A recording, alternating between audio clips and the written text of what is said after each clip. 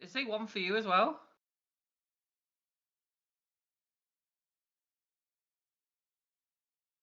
Hi. Oh, now it's gone up to 6. That was the weirdest. Weirdest. So on my end, it said we had one viewer, which is fine. Not an issue. But then it was like last time I checked, it was like 5, and now it's 6. I can't keep up. I dizzy. Me dizzy.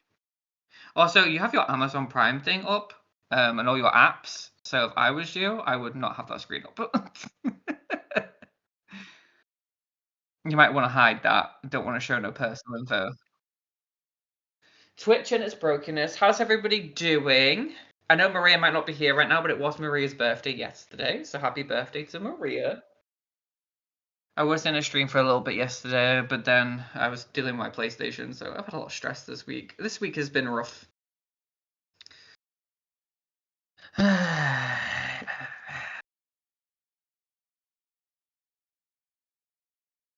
Oh my god, are we here?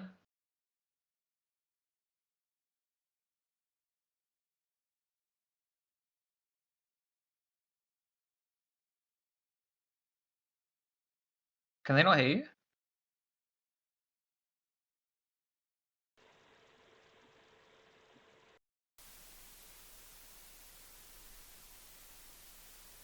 Can you hear me now? You can't hear Amy. Can you hear her now? We're working on it. It's a work in progress with her fucking laptop. Oh yeah. Every week we've got audio issues with Amy. Every single week. Hi. Hello.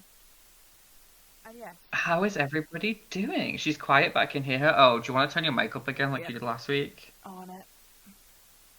Sadly, you also hear me. You know what, Melto? I'm a mod here. Don't tempt me. I will ban you so quick. You will be banned. Yeah, but like, I don't know for them, but for me that was like really, really glitchy. Oh. You sound better though. I think you Okay. sound clear. I think it was. Is that too loud for you guys? Okay, it's really loud for chat. Okay. You might wanna. I'll turn that down. I wonder why it's fine for me, but really bad for them. I don't know. How about that? Is that better, chat? Sorry, we need that to figure better? this out every week. Okay, that's perfect, Yeah. apparently. Oh, perfect. We need to... Right, Amy, record that setting in case it resets. Remember Yep. which one it's at. Like, take a picture or something. Yeah, it was literally like the Xbox mics back in the day. Yeah. You would be on a chat and someone would be raging in the microphone. So, Perfect. this week, we did have we were going to do Final Fantasy. We've now postponed that. I don't even think I've told Amy this. Amy, I should have told you this. Next week, we're doing the Final Fantasy podcast instead. Okay. Just because it was supposed to be this week, but Yeah.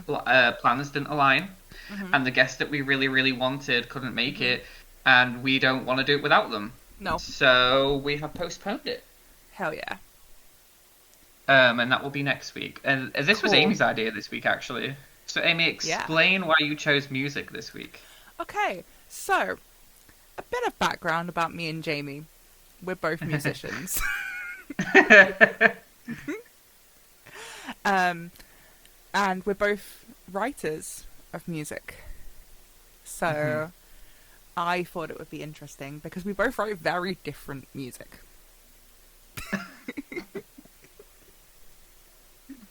I'm You a know, low-key, unsuccessful musician. And so I write classical music and orchestral music, and Jamie writes. Do you want to describe your writing? I write pop music. I don't know how else to explain it. Like, I didn't I specifically write. say pop I have music. written. I have ghost-written songs. My NDAs are about to wear off, so they need to be careful. Hell yeah. I've ghostwritten a million songs. Some of them you have heard. Yes. That is all I'm legally allowed to say. Perfect. I write my own music. I don't know how many albums I have now. I delete and add them and delete them all the time. I think the newest one, which we'll probably get into talking about later, which Yeah. I can make an announcement on, I guess, is due out this year. It is my most ambitious project yet, with 22 songs. Oh my So, god. That's so exciting. I've been gone for like 5 years, though, to be fair. Yeah. Really? I'm a massive fan of Jamie's writing of music. Really? Really? Yes. That shocks me, you know. That actually shocks me. I didn't write the. See, the songs that I really like write that are super interesting. I don't make them for myself. I give them to other Yeah. people. The amount of times Um, I've played your music. Like, I remember getting in your car yeah. and I was like, "Oh, you got a pop playlist? Let's play that." And immediately, 2 of my songs came on. I was like, "No, we're playing a different playlist." Yeah. I happens. was like, "Oh, Ariana Grenade, hello." Next thing I know, there's me, and I'm just like, "Hello." Yeah. And then I will Thanks for always the warning, remember Amy. I'll always remember the first bit of music I sent you that I'd written, and you were like, "Wait, Amy, is that you singing?" I'm like, "Shit." I remember, this takes us back to when me and Amy, so a lot of people don't know the start of mine and Amy's friendship. We became friends about 5 years ago now, towards the end of the year. It's more like October time. And she came into my stream on a raid, and I think I was streaming Detroit Become Human. And we started talking from there, and then she came into one of my cooking streams where I made Yeah. macaroni cheese. It was great. And then she subbed for the first time. And Yeah. then we started talking in DMs about Life is Strange too, because you were playing it. Hmm. And we spoke for hours So on long. Life is Strange too. And I was like giving her all these like cool facts. Like Daniel's Yeah. AI has like 57 different outcomes and like Mhm. processes everything you do. And Yeah. like I just like the Life is Strange AI because Daniel literally watches Sean all the time. If you Yeah. look at Daniel with a camera, he's always looking at Sean. Yeah. And he picks up on your actions. I just think it's kind of cool. So that's where we It's very started, cool. and then we started talking about music. Yeah. And I was like, "Oh, I do music too." And she's like, "Okay, you have to show me your music." Yeah. I was like, "No, I don't want to do that." Yeah. So People- we're gonna do some questions that we have for each other today. Yes. Um, We are. Also, I what have do just you wanna left dive the into picture of first? Milo on screen. What? I have just left the picture of Milo as part of our overlay now. Yeah, Milo is just always part of the overlay. Speaking He's of Milo, permanent he's lying on the fixture now. couch right now. The poor boy can't get settled because it's. I had to shout at him today. He kept me awake all night. I'm not very happy with him right now. I love him, but he pisses me off. Yeah. Well, you have the most questions, so do you want to ask me questions first? Okay, yeah. Do you want to start from unhinged ones or slightly normal ones? Ask chat. Let chat decide. Chat, Chat, are we those going who with are active, unhinged? do you want unhinged questions or normal ones? Apparently, there's unhinged questions. Ange says, let's start with normal. Okay. There's that's always one unhinged person. questions coming from me. Okay, so Unhinged is Jamie's natural state anyway. put us together, and that is completely true.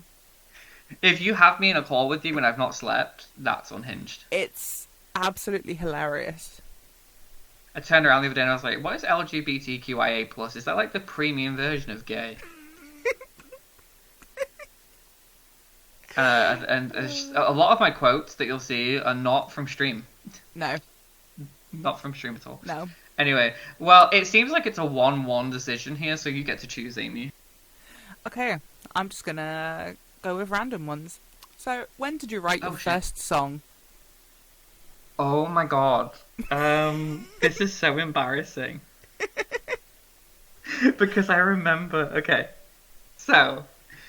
Oh no, this is so embarrassing. I've never told anybody this. Okay. So, back when my family was close, me and my cousin were really close. My cousin's called Alex. We were super close. And there was a Halloween party. And we had people come round. And there was me, her, Emily, and Sam. And we Yeah. made this, like, shitty, like, band because we all decided we were the new S Club 7. except there was only 4 of us, and we were singing like Never Had a Dream Come True Yeah. and performing a concert for everybody. And so I decided, oh, let's actually be a band. The first song I ever wrote made no sense, and I can remember the song title, and you're going to be like, what the fuck does that even mean? It was called Prostitution on Top. I don't know what the fuck that means. It was the worst song I've ever written, and I never want to think about it ever again. Now, is it worse than the song you've written that you absolutely hate? No. Though I fucking hate that song so much, and I know that you're going to make me talk about that today. I actually don't have a question about that. Oh, thank God. Do you want to tell them the song that we're talking about, though? Because I don't think they'll know. Do you not remember the name of the song? I can't remember the title. Intoxicated. Intoxicated, that's the one. I hate that song so much. It's a great song. And I hate my first album, to be fair. Yeah, But fair. that's why you can't find it anywhere. Unless you It was have it online, it's gone now. downloaded. Unless you have it downloaded. Yes.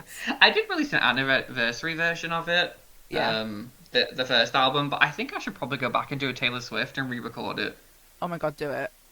What was the name? Prostitution on Top. What the fuck does that even mean? What the fuck is prostitution? Not prostitution, by the way. Prostitution. I would What does like that you even to- mean? I would like you to re-record a Jamie's version of that song, please. You don't want that, I promise. I really The do. lyrics were so bad. Like, so bad. Go on, Amy. Okay, so how many songs approximately have you written? Oh my god. Are we talking one specifically for like albums I've made or like overall? Just overall. Give me 1 second. Okay. I have a file on here that tells me. Just so you know, he has not had these questions in advance. No, I haven't.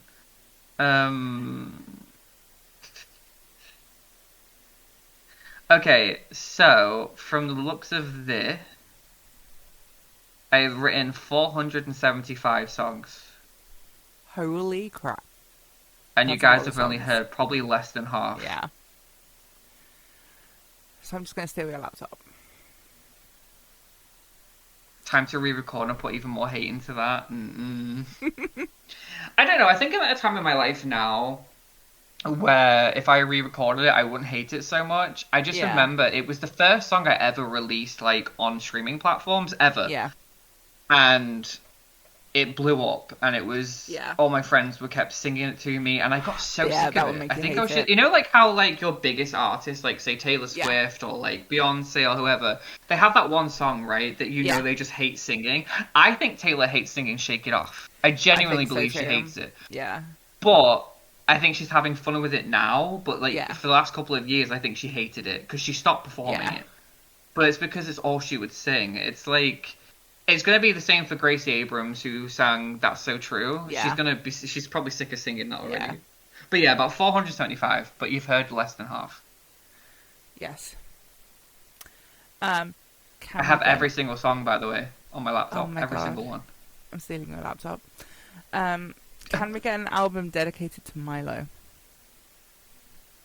Can you get an album dedicated to my fucking cat? Yes. What the fuck? I tell you told what, if there you were guys unhinged want it- questions. If you want it, sure. If I you want guys it. want to hear it, I will write 8 songs about my cat. I want that. Also, can I just say something really quick before you carry on? Can I just say an album that is less than 40 minutes isn't an album, it's an EP? Yeah. And I'm sick of artists these days dropping albums that are like 32 Yeah. minutes, 27 minutes long, saying it's an not an album. album. That's not an album, honey. Back when I was younger, that was an EP. Albums are like Yeah. 40 minutes plus. Do a Taylor Swift, Yeah. drop an album that's an hour. Let me invest myself for an Yeah. hour. Or at least 45 minutes. I'm sick I of these, like, don't get me wrong, they're good albums or EPs, Yeah. but it's just like, I want them to be longer. I get Like, so make them sad longer. when artists drop albums that are so short and have so few songs on it because I'm like, I want more. Yeah. It's great. And we always want more. We always want fed. But it's the point of... Yeah. They're usually like 2 minutes. I just feel like the passion for making longer music just isn't there anymore. It's really I know. sad. Except when Taylor Swift, dropped 2 albums at once. But Taylor Swift is That's great. she is the music industry. I don't Yeah. care if you don't like her. When she came into this game, everyone underestimated that girl. Yeah. And look at her now. She think is the everyone pinnacle still of the does. music industry. Some She people is really like still do. a lot of people do underestimate her, but she is literally the biggest musician in the entire Yeah. world. You can't Oh, 100%. like it goes Michael Jackson and Taylor Swift at the top, and then probably Yeah. Prince and Queen, and then all the other classics. Beyonce, Yeah. fuck her, she's barely top 10. Yeah. Who the heck calling singles albums? Yeah, I don't Yeah. know. Album is now an abbreviated term. It's like an umbrella term, and it never used to be. I know. What is your favourite thing to write about?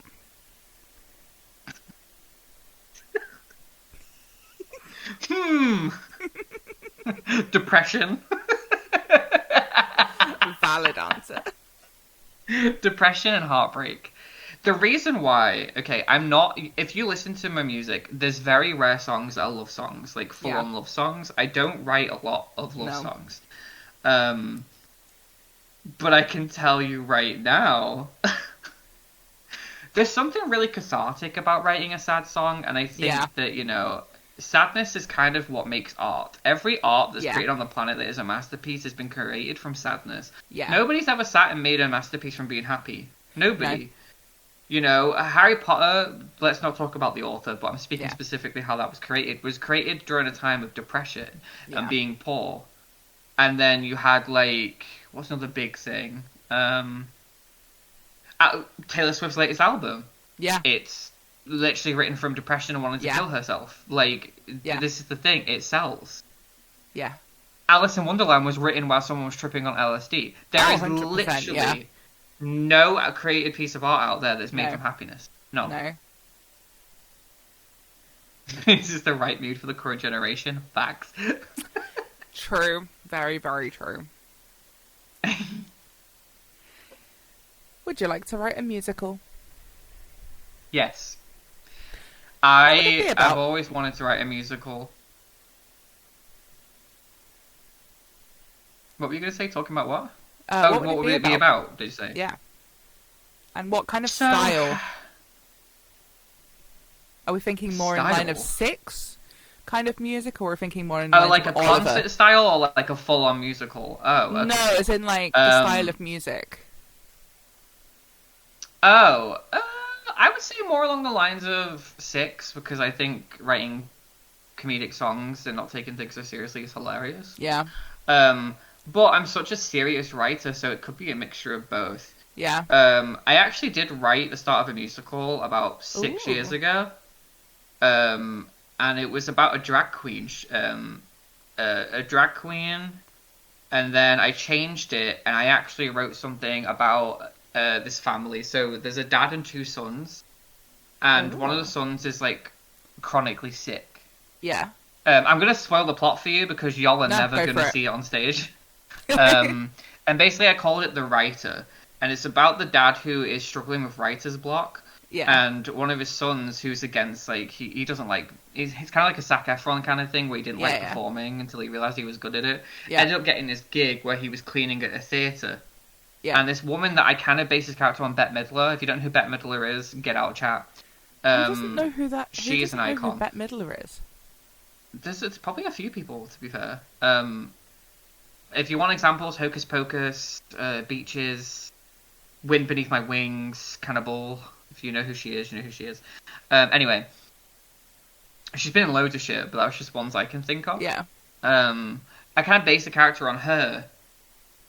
And she is like the theatre owner, and she eventually gets this kid wrapped up into the music industry and kind of like performs in shows, and he learns that he loves performing. And his dad is still struggling to write, and they're poor, and then they can't really take care of the younger one who's sick, who is basically gonna die. Yeah.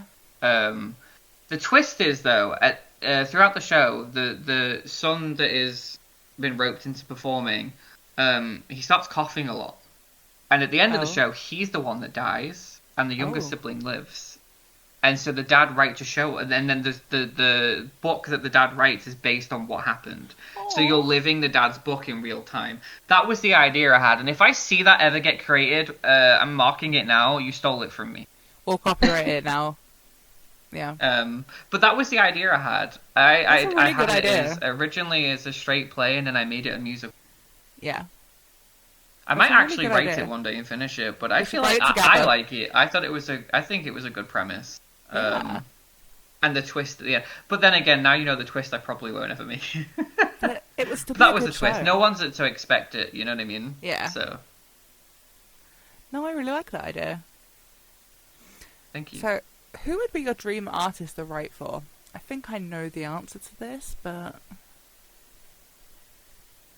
Can I be honest? yeah. You how many questions did you said you had for me? Was it 17? You said. Something along those lines. I think so. You're probably expecting me to say like Taylor Swift, right, or something. Yeah. But I'll be honest. I don't want to write for a specific artist because Yeah. I've written for so many. Yeah. But if I had to choose one, it would. Can I say that? Because I technically have already written for them. Then probably not. Chat, should I say it? Should I break my NDA? Please don't. It rhymes with Thody.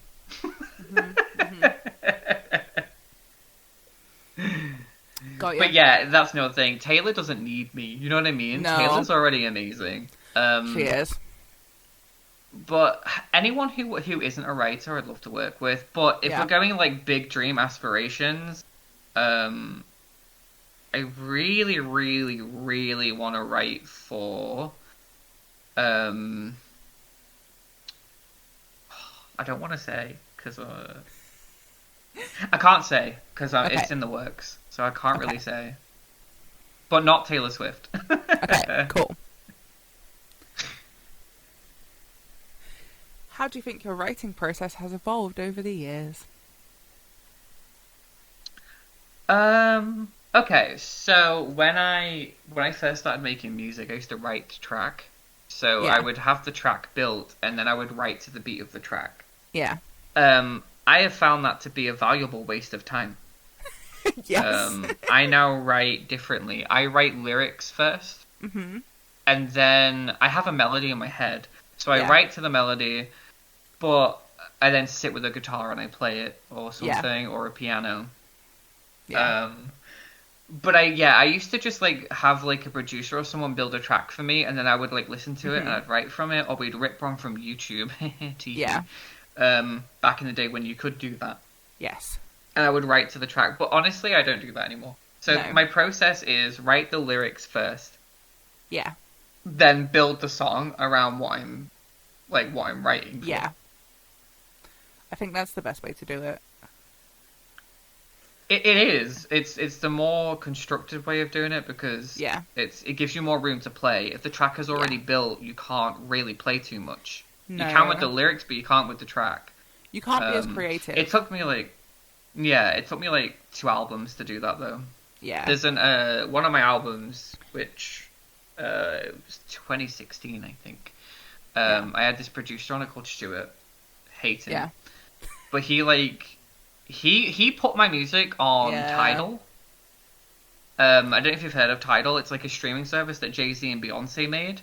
I think it's Jay-Z's more than Beyonce's.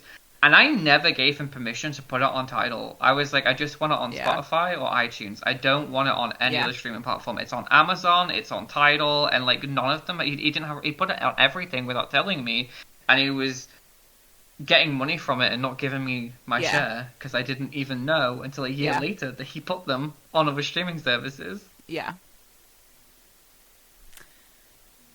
What's your dream for the future? My dream for the future in terms of music, Yes. because that's a deep question. I know. I want to get married, have 12 kids. No. I'll be honest, I have such a love-hate relationship with Yeah. music. I've quit and come back several times, and I never Yeah. want to be signed. I want to make that perfectly clear. I Yeah. never want to be signed by the devil. Because Yeah. the music industry is fucking evil. I've already been in that area where I've been signed and been like, Yeah. get me out. It's not healthy. Yeah.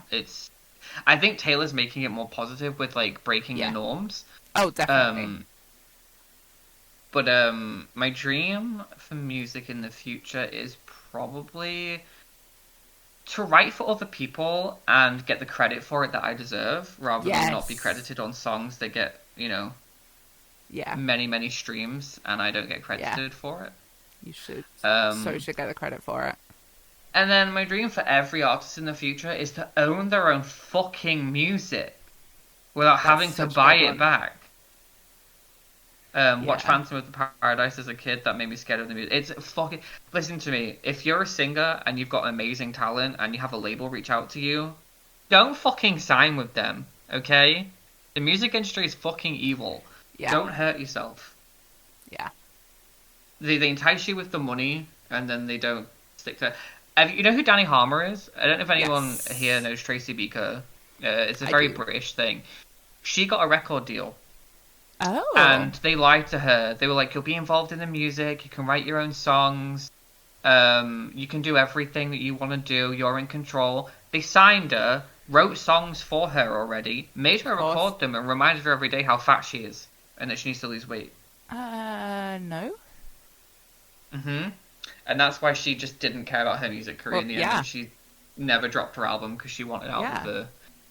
It's, chat, do you know who Ray is? Yeah. Let me type the name. Ray. Y'all should know who Ray is. Ray is a musician who was signed by a record label, I think, in like 2014 or something. And Yeah. you would have heard her, Amy, on the radio from like 2015, 16. She had some big songs on the Yeah. radio. And she was charting really high. And they would not let her drop her first album. They refused to drop it, even though she Yeah. had it recorded and ready to go. To the point where she had to make it public that they were doing this to her. Yeah. And she quit the music industry, dropped that first album called 21st Century Blues, which I recommend go listen to, and it smashed the charts. It smashed the charts, smashed awards, and now she's doing amazing. But, like, they held someone that incredible Yeah. back. This is the problem with the industry. They're holding back It's really, terrible. really, really niche artists. Yeah. And, like, you get to hear the most drivel. There's so many generic artists right now. Yeah. Justin Bieber is generic. I'm sorry. If So you like generic. Justin Bieber, check your music because he's shit. He is Yeah. the most generic, manufactured child star into adult star music fucking guy. And to me, he's terrible. He writes Yeah. the most generic pop songs I think I've ever heard, and everybody Really eats does. it up. And I'm like, I don't understand. I've never understood It's it. like also Billie Eilish for me. I think she's gone super generic. I like her, but she's got actually better example, Dua Lipa. Her Yes. first album Her was first incredible. album is so But her good. next two albums she's dropped has been nothing but generic pop Yeah. songs manufactured for the charts. Yeah. I'm like, what happened to you? I want to ban them. Let me do it. You do it. Okay. Never mind. Fuck you, Ange. Ange is so Ange. quick. Ange is Ange always just unbans so them quick. so I can re-ban them. I can do that. No, it's okay. It's okay. You're doing your job. I don't mind. But yeah, I think Justin Bieber is just so even worse, man. Bieber literally factory planted by his own parent. I know, and that's another thing. Yeah. Parents who force their children to the music Yes. industry at such a young age. Yeah. It makes me sick. And like, I won't get into the whole Diddy situation and Justin situation because I feel like that's inappropriate for Twitch. Yeah. But I will say, he has been through a lot. I'm not going to sit here and Yeah. deny that. You can tell that he's been through a lot. Yeah. But his music specifically has been nothing but shit. Yeah. And that's and Billie really Eilish has. as well. She had a really. I'll be honest. Her first album was amazing. Her second album Yeah. grew on me. It took me Yeah. some time. I didn't like it at first listen. Yeah. Then second listen, I didn't hate it, and then it became. Yeah. It became decent to me, but her newest album, I think there's only like 2 songs on that album that I haven't heard like. I'm not saying it's shit. She's a really good writer. I just don't think she's very. Yeah. I just think she's lost who she is. Yeah. And that happens a lot when you're signed and you're forced to make 100%. music. Yeah. It's Also, Adele, I felt like 25 was kind of meh. I liked the Yeah. album, but I thought it was meh. Same with Yeah. 31. Like, Yeah. I liked the album. I still don't think it trumps It's 21. missing something. But, like, yeah, I didn't like the opening song. And I think there's 2 songs on there. And then she tried to go poppy, and I'm like, Adele, that's Yeah. not you. Like, I No. like the fact that your music isn't made for Yeah. today's charts. Like, you don't go and make it, like, what the music is now. No. But yeah, a lot of artists are. I tell you what, though, an artist that has blown me away since she came out about Dr. Luke, Kesha. Kesha's first 2 albums, I don't like them. No. I like some of the songs, but when from 2017 when she dropped Rainbow up until Yes. this new album that's called Period, she has slayed me. I Yeah. fucking love her music now. She's Yeah. finally found this version of herself that's incredible. Yeah. You feel so out of touch with pop music. That's completely valid. I am loving Kesha. Yeah, her new album is really good. If you I haven't need heard to listen to it. listen to it. Yeah. If you don't have the means or time to, I'm gonna host a listen party for some albums, so I'll put that Excellent. on the list. Yes. It's an incredible album. Cathedral is beautiful. It's such a heartbreaking and Yeah. very valid song for America right now and what they're going through. Yeah. I'm blanking on some of the names because it's still very Oh, new. yeah. But I just want to talk about her album Rainbow for a second. Mhm. I love that. That album. album to me is still my top Kesha album. Nothing Yeah. has beaten it because I like that she finally made something where Yes. you know she can sing. Yes. For years she was dropping music. Yeah. And it was good for pop radio, but she couldn't sing it very well. But I feel No. like her voice is so much better now. It's the same Oh, for Taylor 100%. Swift. Yeah. Taylor's live voice, if you go back 20 years ago, because it was about 20 years ago, right, that she started, nearly. But if you go back from like 2006 onwards and watch her performances, her vocals weren't it. They weren't there. No. But if you listen to the Eras tour, and you listen to her from like Reputation till now, she has improved Yeah. so fucking much. Yeah. I had another I- thing to say when I was... Go on. I saw a post on one social media somewhere, I can't remember which one, that said, if Katy Perry wasn't around, who would you say is the best vocalist of this generation? I'm like, why are we including Katy Perry on this list? Katy Perry is considered one of the best vocalists of this generation. No. That's actually a fucking joke. Oh my god. The problem with Katy Perry is... Honestly, I'm just gonna say she can't sing. No. I do actually like some of her songs, but I don't want to listen to them live. Yeah, Dr. Luke, who is this piece of scum, by the way, forced Kesha into it. Like, same with Avril Lavigne. You know the album that has Hello Kitty on it? Yes. She was forced to sing like that by Luke. Yeah. I'm just like, Kesha doesn't sing like that. Avril Lavigne No. doesn't sing like that. No. And you're making... Avril Lavigne was like a punk artist. Yeah. And then she became pop. And I'm like, what Yeah. are you doing? Yeah. But Katie was saw- really out there, like, in space. Katie is really getting on my nerves. She wasn't in space, let's be honest. I saw a post once when Olivia Rodrigo dropped her first album that said, this feels like reminiscent of Avril Lavigne. I'm like, yeah, no, I see it. So, okay. Olivia Rodrigo. I think people need to stop shitting on her when they're talking about her song lyrics. Yeah. Because people are saying it's, like, written as, like, a child. You gotta remember, she's No. a teenager. She's a baby. Yeah. When she wrote her first album, wasn't she, like, 17, 18? Yeah. She was really young. Yeah. So, of course, that is not going to apply to the No. old generation. But she writes really fucking good, catchy so songs. good. And her and Dan produced the entire album by Yeah. themselves. They don't have 7 million No. people working on a record to help. No. You know, can we just appreciate the fact that she writes her own songs? And Yeah. that she's learning? Yeah. And I will say, a lot of people don't like Taylor for apparently asking for credit, but I'm sorry, if you listen to the songs that she's credited on, they sound very much like Cruel Summer.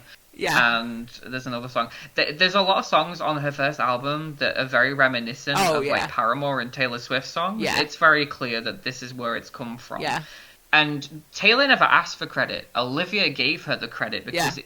she got inspired from Taylor. Yeah. And then her second album, I don't know if anyone's heard Gut. I thought it was a step up. I think she's Yeah. going in the right direction. I think so. I'm nervous for a third album. I do hope it's a little bit more Yeah. mature, but Yeah, that would be I great. think Guts was a very big Yeah. step up from Sour in terms of 100%, sound, yeah. lyrics. But Olivia's voice is incredible. I It's don't so have anything good. to say about her. You Have know you a niche seen- artist that people need to put some respect on? Yeah.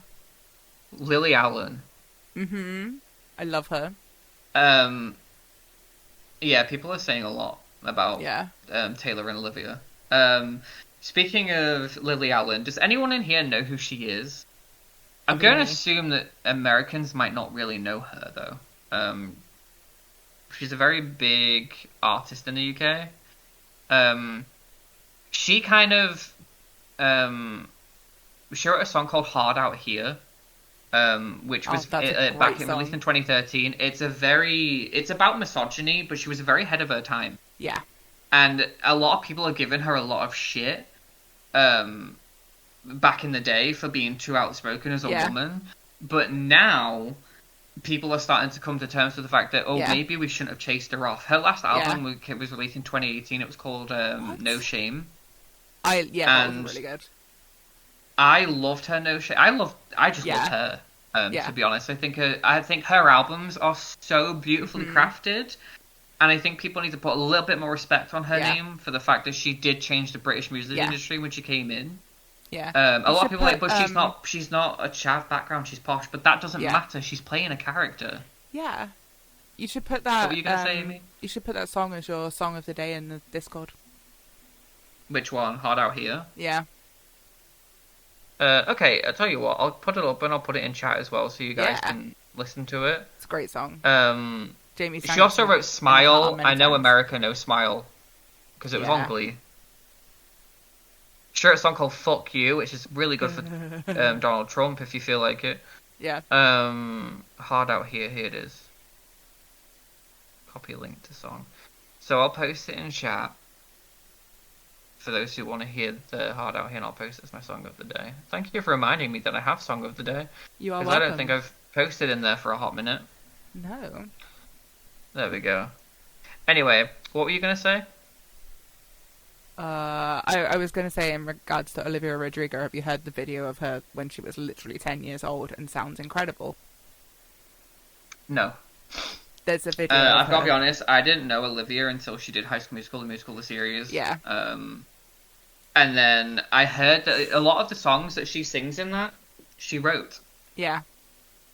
And I thought, wow, I loved that show allowed her Mhm. to write. Yeah. Also, as well, can I just say, we bypassed a month, but rest in peace, Naya Rivera. I think it's been know. like 5 years now or something. Yeah. had one of the If for those who best don't know her, she voices. played Santana in Glee. Yeah. Santana's my favorite Glee character, and Oh, yeah. for those who were in the server at the time, y'all know how much I loved Naya. I sobbed my fucking heart out. Yeah. Her music industry story is really sad. Yeah. She got It is. signed back when she was on Glee, and she released one song called Sorry. And then she got dropped because it didn't chart well. And to me, I don't think artists should be dropped if it doesn't chart. I think they should be No. dropped if it doesn't sell at all. But Yeah. people liked her. Yeah. I hate that there has to be some kind of invisible limit you have to I hit know. just to stay signed, Yeah. you know? And then a lot of people get signed and, like, you have to be a cover artist Yeah. now. Yeah. Anyway, we went way on a tangent from that question. We really did. This was always going to happen.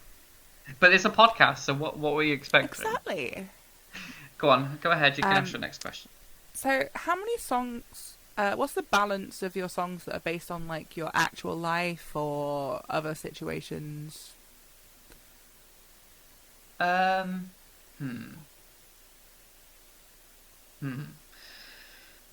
I mostly write for me. Hmm. I write about my life. I know that sounds kind of convoluted, I guess, but I've been through so much in my Yeah, life. you I think, have. everyone's been through a lot, but I think from my own perspective, I've always written Yeah. for me.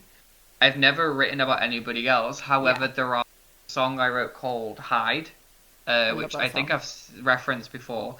Yeah. That song is written for my best friend who's trans.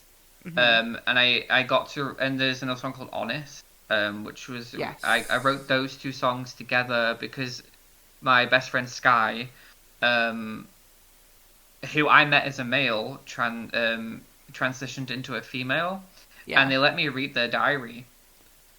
And me and Sky wrote a spoken word album together as well. Like we wrote scripts together. I love Sky. Hi Red, you Hey, should get Red. into poetry. Thank you for popping in. I appreciate it, especially if you've been lurking. I appreciate you.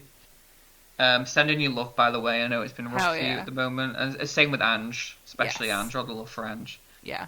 But yeah, I got to read their diary and it broke my heart.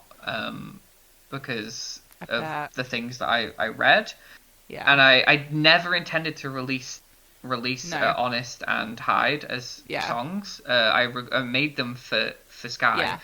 and when they listened to it, I was like, "Can I release this?" And they were like, "Yeah, please do." Yeah. I wrote another song called the Euphoria song, which I think you've heard. Yeah. That's a good also one. a trans song. Yeah. But yeah, carry on. Do you prefer writing for yourself or writing for others? As in, like, ghostwriting. Yeah. Would you prefer to write a song for yourself or give it I to someone love else? writing for others. I think writing for others is more cathartic. Yeah. For me. Even if there's a lot of songs that I've written that I've given to other people, and Yeah. it's up to them if they use it or not. You know, there's a lot Yeah. of songs out there that I've given. Basically, for those who don't know how ghostwriting works, you want me to explain how it works? Yes. Because I don't think everybody knows. It's different for a lot of people. So how ghostwriting works is there's two ways of it happening. Because my music's online, I've had people reach out and email Yeah. me and ask me, do I want to work with so and so? Yeah. There's that, or you'll have a writing session. It's called Writing Camp, and what you'll do is you'll get together with a bunch of other writers, Yeah. and you'll come up with songs, and you'll write songs for like an artist that they don't tell Yeah. you who it is. Yeah. A lot of the time they won't tell you, and then you'll write a bunch of songs together, you'll put it Yeah. together, and then you'll give it to whoever's there. Yeah. Or you'll record songs that you don't use, Yeah. and you'll put them up for like use of others, or you'll send it Yeah. to people or like labels, and then they will pick that song and they'll be like, okay, we want to use this song. They'll wipe your vocals off of it and Yeah. have the other artist sing it and maybe change a lyric or two. Yeah. The problem is though, a lot of ghostwriters, we're okay with not being credited as long as we Yeah. get the right amount of payment. Mhm. The problem is, if that song becomes a hit, if you're not credited, you won't You're earn not money getting- for life on no. that hit. You just don't. Yeah. But if you're credited and you write a hit song, you will Yeah. always earn money from that song. Yeah. Ghostwriting is a very tricky business. Yeah. I love writing for other people, but I've realized the worth in my art, and so I Yeah. want to start being credited from people that I write for, because I'm Yeah. tired of not getting the like. It's really nice to see that a song you've written gets like millions of streams, But if you're not getting credit But- for it, but you don't get the credit. So, and then you'll like if you confide in like a really close friend, which legally Yeah. you shouldn't do, but everybody does, and you tell them, "Hey, I wrote this." yeah. It's really hard for them to believe you because Yeah. you can't really prove it because legally you can't You're not prove it. credited. Yeah. And so it's a lot. Ghostwriting is Yeah. rapid in the industry, and people don't realize. Britney Spears hasn't written a song a day in her life. Oh no. Katy Perry hasn't written a song a day in her life. Nope. Beyonce hasn't written a song in her life. Nope. Who else? Really I- big artists. I really like the Sia's album that was she released that was songs that she wrote for other people that didn't want them. 1,000 Forms of Fear. Yeah. Oh no, it was This Is Acting. Sia, this is acting. Yeah, but 1,000 Forms Yeah. of Fear is also the same. But Fear's, Oh. This is acting is the Yeah. one that she labeled as I wrote these for Yeah. other people. I love that she Bird did that. Set Free and Alive were songs that Yeah. she wrote for Adele, Yeah. and Adele didn't use them. No. Sia's incredible. I fucking love Sia. Her too. vocals, her writing, she's incredible. Yeah. I can say this because this is an old NDA from the 90s, but my dad knew a ghostwriter from MJ. It happens, even incredible writers like Yeah. but I know for a fact that MJ did write some of his music Yeah. for sure. That guy was, but you know what? I don't care if he did or didn't. Oh, yeah. His vocals alone, his stage presence, Yeah. he was such a beautiful soul, and he Yeah. didn't deserve the shit that happened to him. He really didn't. No. I don't believe a single nasty thing about him. I don't believe it. Never will. The guy was trialed and found innocent. So, Yeah.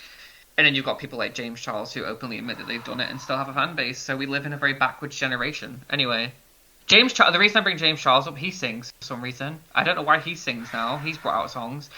I hate it when influencers think they can just make songs. Same. Why do we do that? Same. Like, it's like, why was James Charles invited to the Grammys?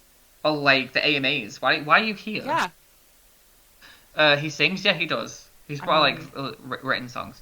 When did he get into music? I think a couple of years ago. If you type him up on Spotify, he has music. Yeah. Jojo Siwa needs to stop making music. Yes. She is the definition of an industry plant, though. I don't Yes. understand why she's still making music. I don't know. Who's that anyway? Exactly. I think it's important that we thank you, Windows Security, for telling me I don't have any threats. I appreciate you popping up. But yeah, back onto ghostwriting. So I think that I feel bad for ghostwriters. I mean, we know what we sign up for, but we don't really know until the gravity hits. The people I've written songs for, I never expected to blow up. No. I'm going to openly say it. I don't care at this point because I'm in a legal situation with it anyway, so I can sort of say. I wrote a song called If We Ever Broke Up. I won't say who the artist is because that will stop me from getting in trouble. But if you know who the artist is, if you know that song, she stole 3 of my songs. And she one of them was called Small Town Syndrome, and she named her EP after it or something. Oh, God. And I haven't been credited. I haven't been paid. I never said she could have it. She stole it. Oh, my God. And that's something that happens to us artists that are really small. We have music stolen all the time. Because we can. Because we're not legally backed by anybody. I've had songs I've got on albums that have been released stolen from me. Yeah. But yeah, it's a very dangerous game. Yeah. Carry on, Amy. Okay. You ready for another unhinged one? Oh, God. What's the Always. weirdest situation you've got inspiration for a song from? Where's the weirdest situation I've ever... You've got inspiration from? Weirdest? Yeah.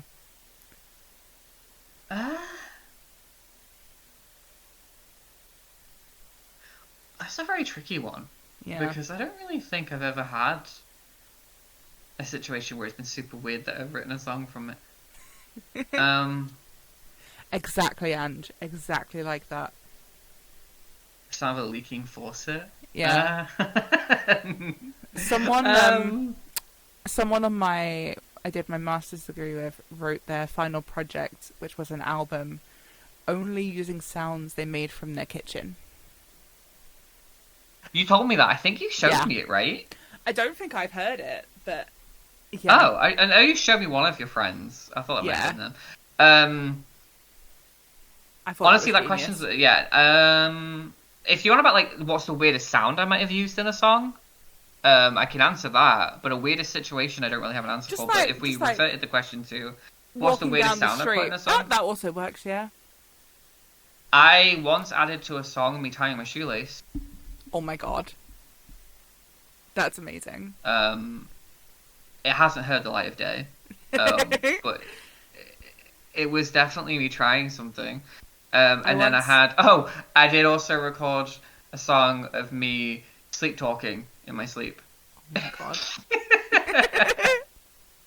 I once had to, for one of my university projects, I had to write a piece of music using ASMR flute sounds. Oh my god. That's funny. So like key clicking and stuff like that, and then you had to... Oh my god, morph I would them. love that. Yeah, you would You have had hate a great ASMR time. though, don't you? It wasn't too bad, because it wasn't like whispering and stuff. It was just like key clicking noises, and then you had to like morph them using Pro Tools into like actual sounds. Oh, experimental sound is short, interesting takes. I mean, I've done some experience before. I couldn't read that fucking hell. I love experimental sounds and Yeah. songs. I love listening to songs. Like, there's a song that Lily Allen did that was basically just a background of sheep baaing. It's called URL Batman. It was just based off. They built a song around animal sounds. Oh my And I God, just don't think that I've shit's heard that incredible. I love how creative people can be with music, Yeah. and that is Yeah. creative. Yeah. I'm not sure tying a shoelace isn't considered creative, but I tried. So. one. Hey, I want to hear that. Oh, and zipping up a jacket was another one I did. Nice, nice. But there's so much you can do with music. It's Oh, it's yeah. just incredible. You can make anything into music. You really can. You really can. So, Jamie, when's your next album out? Wait, do you guys want the announcement now? Yes. Does chat really want to know everything about my next project, like, right now? Yeah. You don't want to build up to it, you just want to know now? Yes. Okay, well, you already know it's 22 songs, right? So you know Yes. that much. Yes.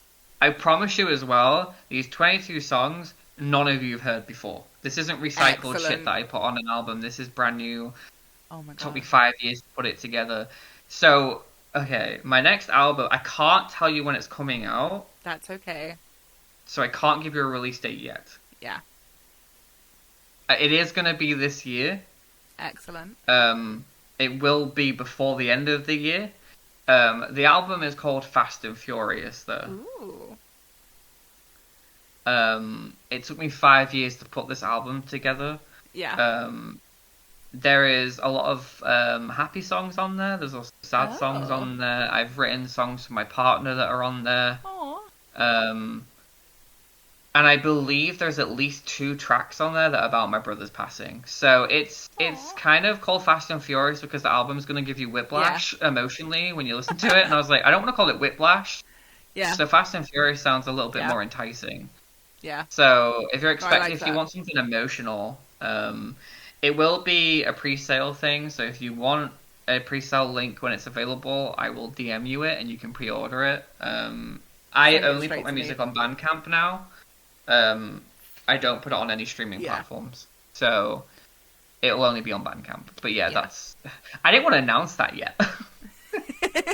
Well, my next question was, is there anything you can tell us about the future of new music? So, I do have another album that I'm working on. ooh. I've been working on that for a couple of months now. It's not ready. No. And I don't know why I've started making it because I haven't even dropped my other one. But the thing is, I do this where I make like I make one album over 5 years, Yeah. right? And then Yeah. I'm finished with it, and I'm like, well, what the fuck do I do now? Yeah. And so I end up making another album. Yes. I'll be honest though, there's a lot of albums out. I've got at least 12 albums that nobody's heard. Oh my God. At least 12. Yes. Also, there is a lot of projects coming out with other artists, so keep your eye out for Ooh. that. Hell yeah. What song you've written means the most to you? Oh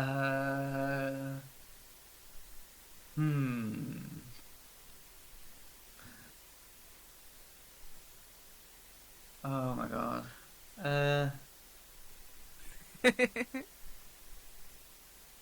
So I think it's a song I would like to go back and re-record. Mhm. Because the version that got released was choppy and wasn't Yeah. produced properly. It's called Rough. Yeah, I know for a fact you've heard that one. I have indeed.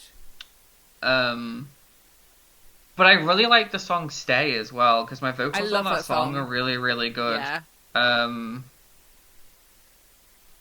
But I It's a think really good Rough one. because I wrote it during a very, like, abusive relationship. Yeah. And there's another song called, did I ever release that one? It's called Move On or Can't Move On. It was only like 57 vaguely seconds, remember that. but it was Yeah. on the heel. Yeah. And I wanted to make that song longer. Yeah. but I think I was just like I was so in it. So I made my first Yeah. album completely by myself, and so Yeah. it doesn't sound the best.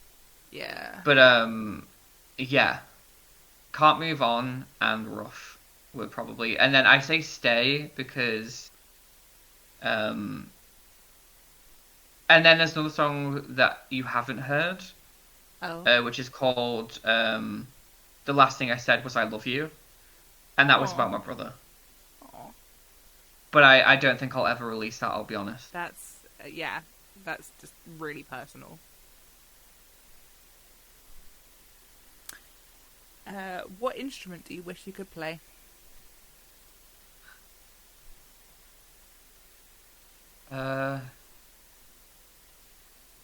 Honestly, I really wish I could play the violin, Good choice. and I wish Good I could choice. play the trumpet.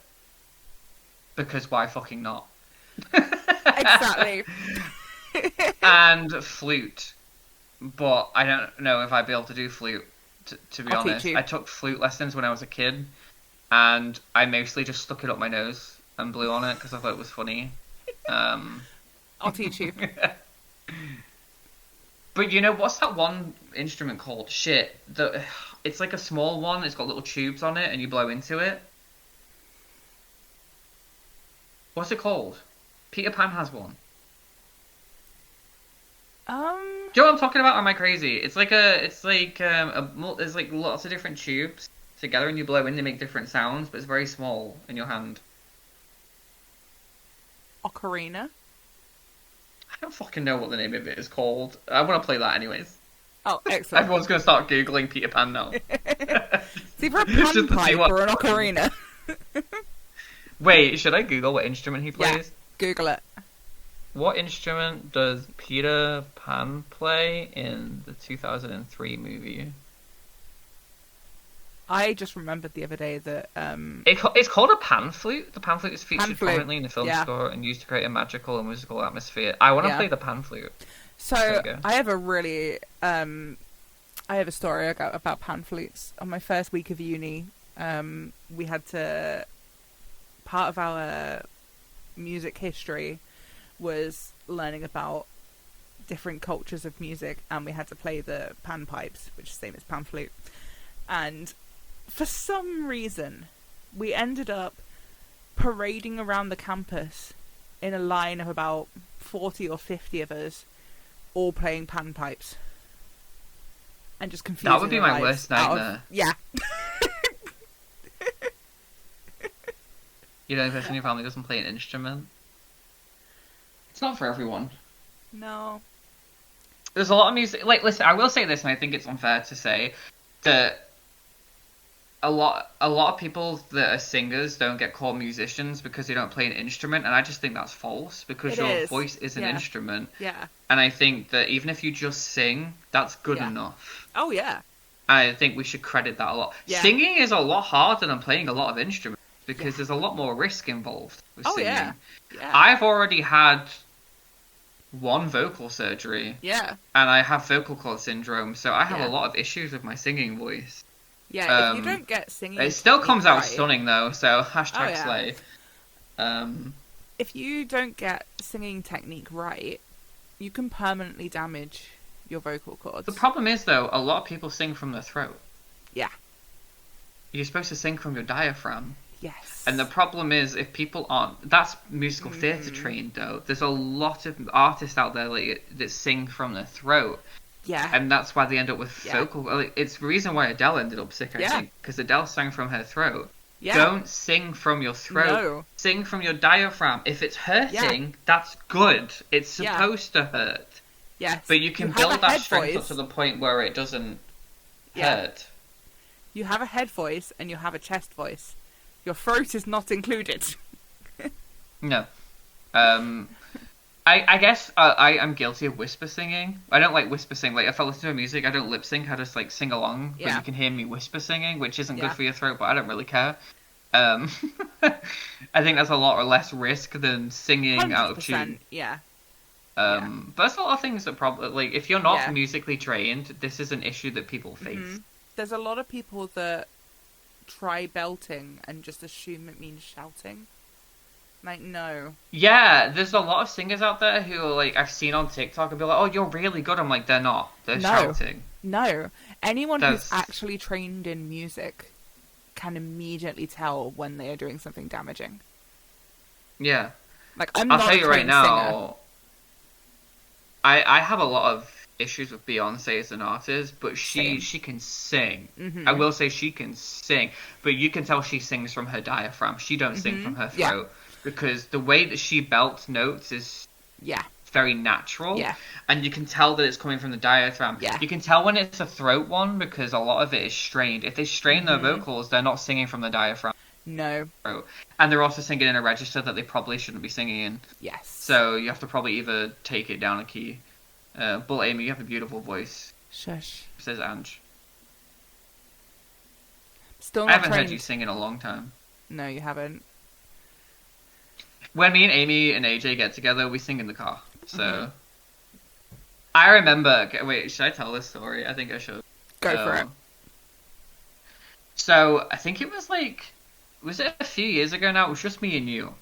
Yeah. AJ wasn't there for this one, and we were singing along to Adele, and it was Yeah. My Same came on, and when I hit the high note, I have never seen Amy give me a dirty. Yeah.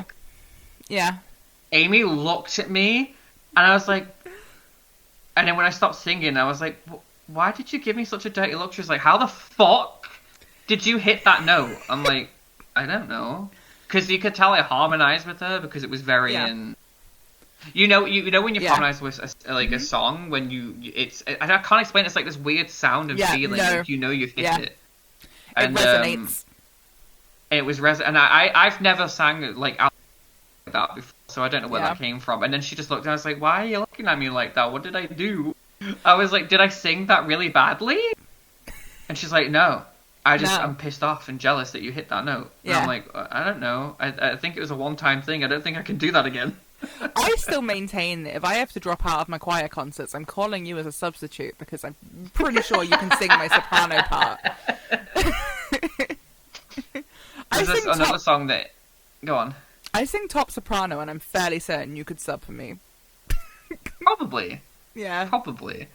I just get, hey, Jamie, do you want to travel 3 hours here so Yeah. that you can cover Yeah. my song in my part in choir? Yeah. Sure, Amy. Do you have let a- me, do you let have me a- just get the train. Do you have a top B? Think so. Ah, good. The thing is, my singing voice is not like a male singing voice. It really No. isn't. And I No. don't know where it comes from. But this isn't unique to me. There's people on The Voice that Oh, I've yeah. seen clips of, and you don't see them, and they're singing like that's and it's Yeah. a fucking male, Yeah. and it's just like whoa. There's no song. I think it's a Ben Platt song that you made me sing in the car. Yes. I love Imagine Ben it was Platt. called. And I got Yeah. another dirty fucking look. But I was like, you asked me to sing this. Yeah. Because you heard it and you're like, Jamie can sing this. There's Yeah. 100% Jamie could sing this. Yeah. And so she made me sing it in the car. Have you seen the new Netflix show Building the Band? Because I need your opinions on it. I don't currently have Netflix until I'm not getting it until Things comes out. Yeah. So I haven't seen it.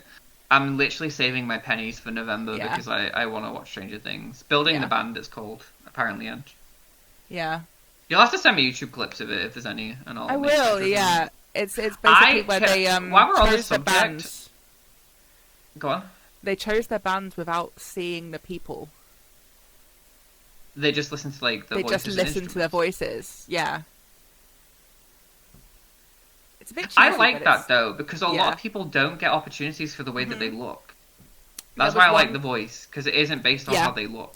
There was one guy on there who sings in a similar register to you, which is why I thought of it. And they were like, Did they think he was a female? yes, they did. Yeah. And so one of them People was like, don't yeah, I'm think it from can a happen. girl band. Like, they literally don't think it can happen, and it can. There's a lot of male singers that sound female Yeah. when they sing. Because your singing voice does not come from your normal registered No. voice box. It's a completely different area of your vocal cords, Yeah. and people don't realize this. They Oh, think yeah. that it just go, like... It's a lot of... It's like, wait, you don't talk like you sing? Well, obviously not. No. Why would I talk like I sing? I don't either. You can I hear when on my recorded songs, so you can hear my British, so you Yeah. know it's me. Yeah. But it's a very different key. Yeah. There are so many variations of it. There is. That's the Yeah. problem. But I find there's a lot of artists that are getting signed that all sound the same. Like there's a lot of Yes. singing voices that sound the same. Yeah. And it's like cursive singing. I can't stand Mhm. cursive singing. No, me neither. And there's so many artists that have built a career on cursive Yeah. singing, and I'm like, why are we allowing this in this day and age? Pronounce your Like, words. Yeah. Now listen. I know a lot of people talking shit on Ariana, right? And yes, if you listen to some of her music, you can't always hear the enunciation. But it's got pop better. music. You don't need to enunciate your No. words. Listen to this girl in Wicked.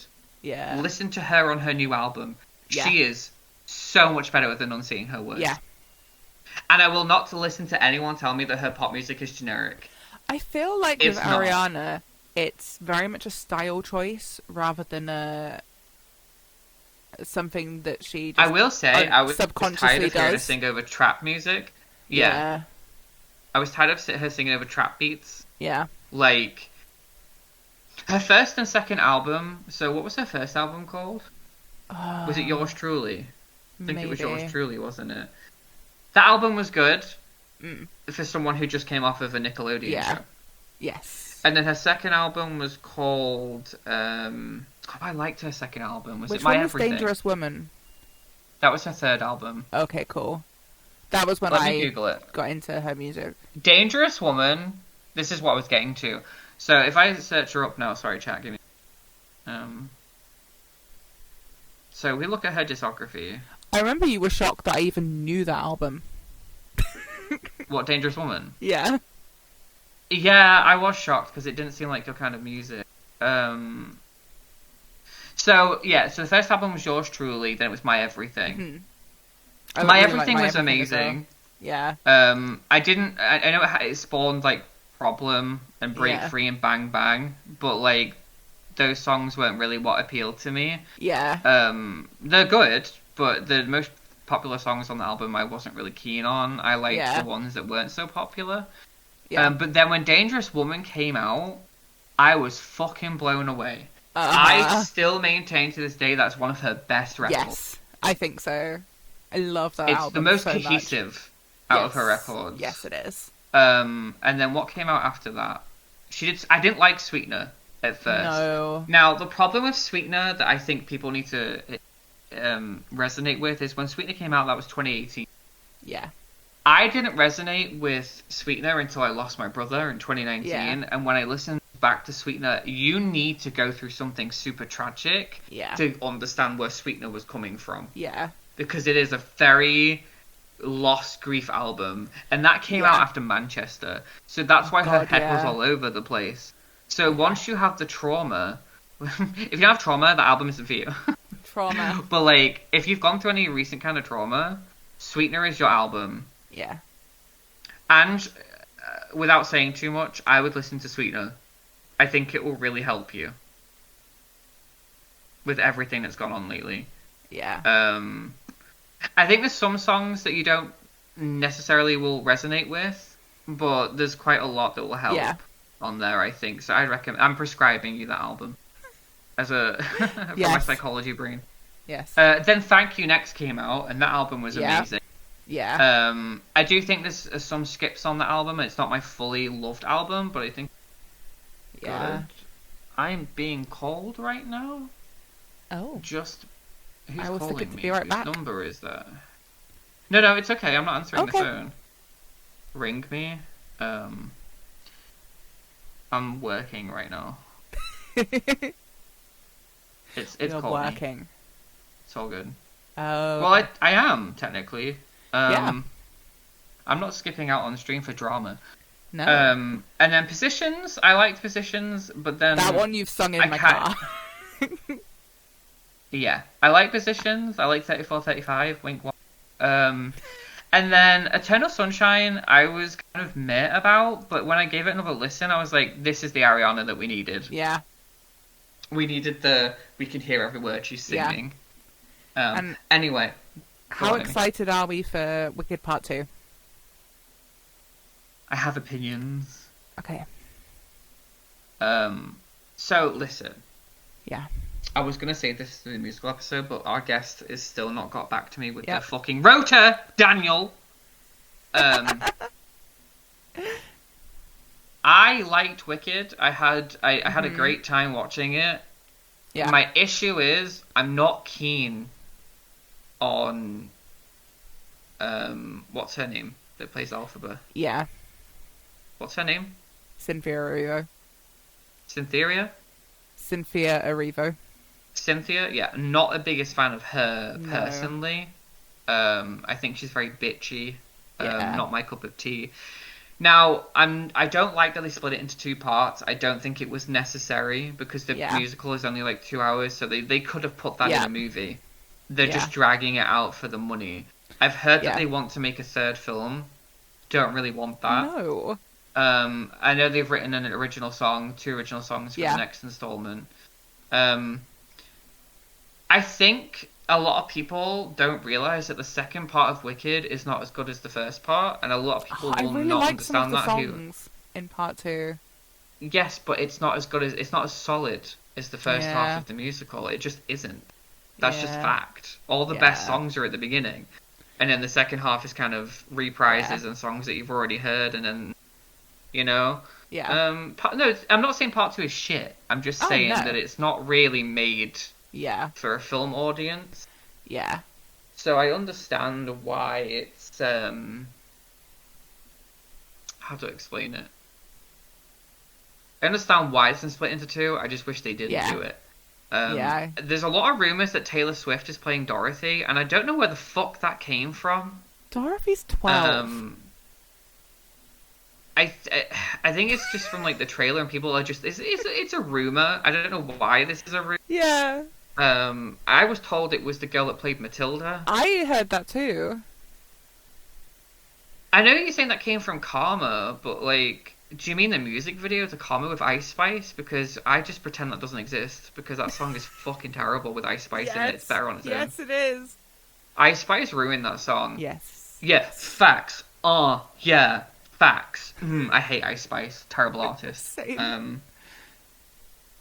I don't know how she got big. No. I listened to the not Ice Spice version. Yeah, Yeah. I like the normal version. Yeah. I know the theory. I just don't understand why it's a theory because it just I don't know. I say a lot. There's a lot of the Taylor Swift fan base that I don't like. Oh, yeah. I avoid so many Swifties because y'all are fucking crazy Yeah. sitting there going 12 plus 13 is 52 and 52 plus 2 is 7, so that means the album's coming out on the 23rd of October 2029. Like, it's like, what? Why? No. And then there was someone like, Taylor Swift does 26 footsteps into the Reputation intro, so that means she's making an announcement on the 26th of May. And I'm like, No. why are we counting this girl's footsteps? Like, she didn't announce it. It was really funny, though, because I know I clowned a little bit, because I was like, okay, some theories did make sense. Yeah. And I'm like, okay, this does line up. Yeah. But then I'm like... And then every time she didn't announce it, and I was like, lol. Y'all just built this up, and nothing even happened in the Yeah. place. But I don't mind the Swifties that look at real Easter eggs and like, okay, listen, this is the one thing I know from Taylor Swift herself. When it's time to clown, when it's time that something is coming, she will make it obvious. Oh, yeah. She doesn't do this mathematical equation bullshit. No. She doesn't hide behind like impossible theories that you need to figure out. She makes her Easter eggs very well known. Okay, she hinted at the Midnight album 2 years before it came out. Yeah. During one of her documentaries, she mentioned it. Yeah. You know what I mean? Like, she does make it obvious, like, hey, this has happened. And so when it's go time, she will give us the green light. For example, I don't know if anybody's seen the latest post on the Taylor Swift management page, whatever it's called. There's a page where it's her in an orange dress, an orange font. And orange is associated with the lost album Karma. Yeah. So, and it's got a starburst on it, and there's been a lot of star stuff Yeah. posted by this page, and this is her official manager Yeah. page, so it's Taylor Swift Management that have posted all Yeah. this. So she's approved this. Yeah. And a lot of it is, at the moment, Starburst Orange. Yeah. No longer getting called the chairman of the Torture Post Department. She's been called the princess now. Oh. So it's like, what's happening? Why Yeah. Orange? Yeah. What are you doing?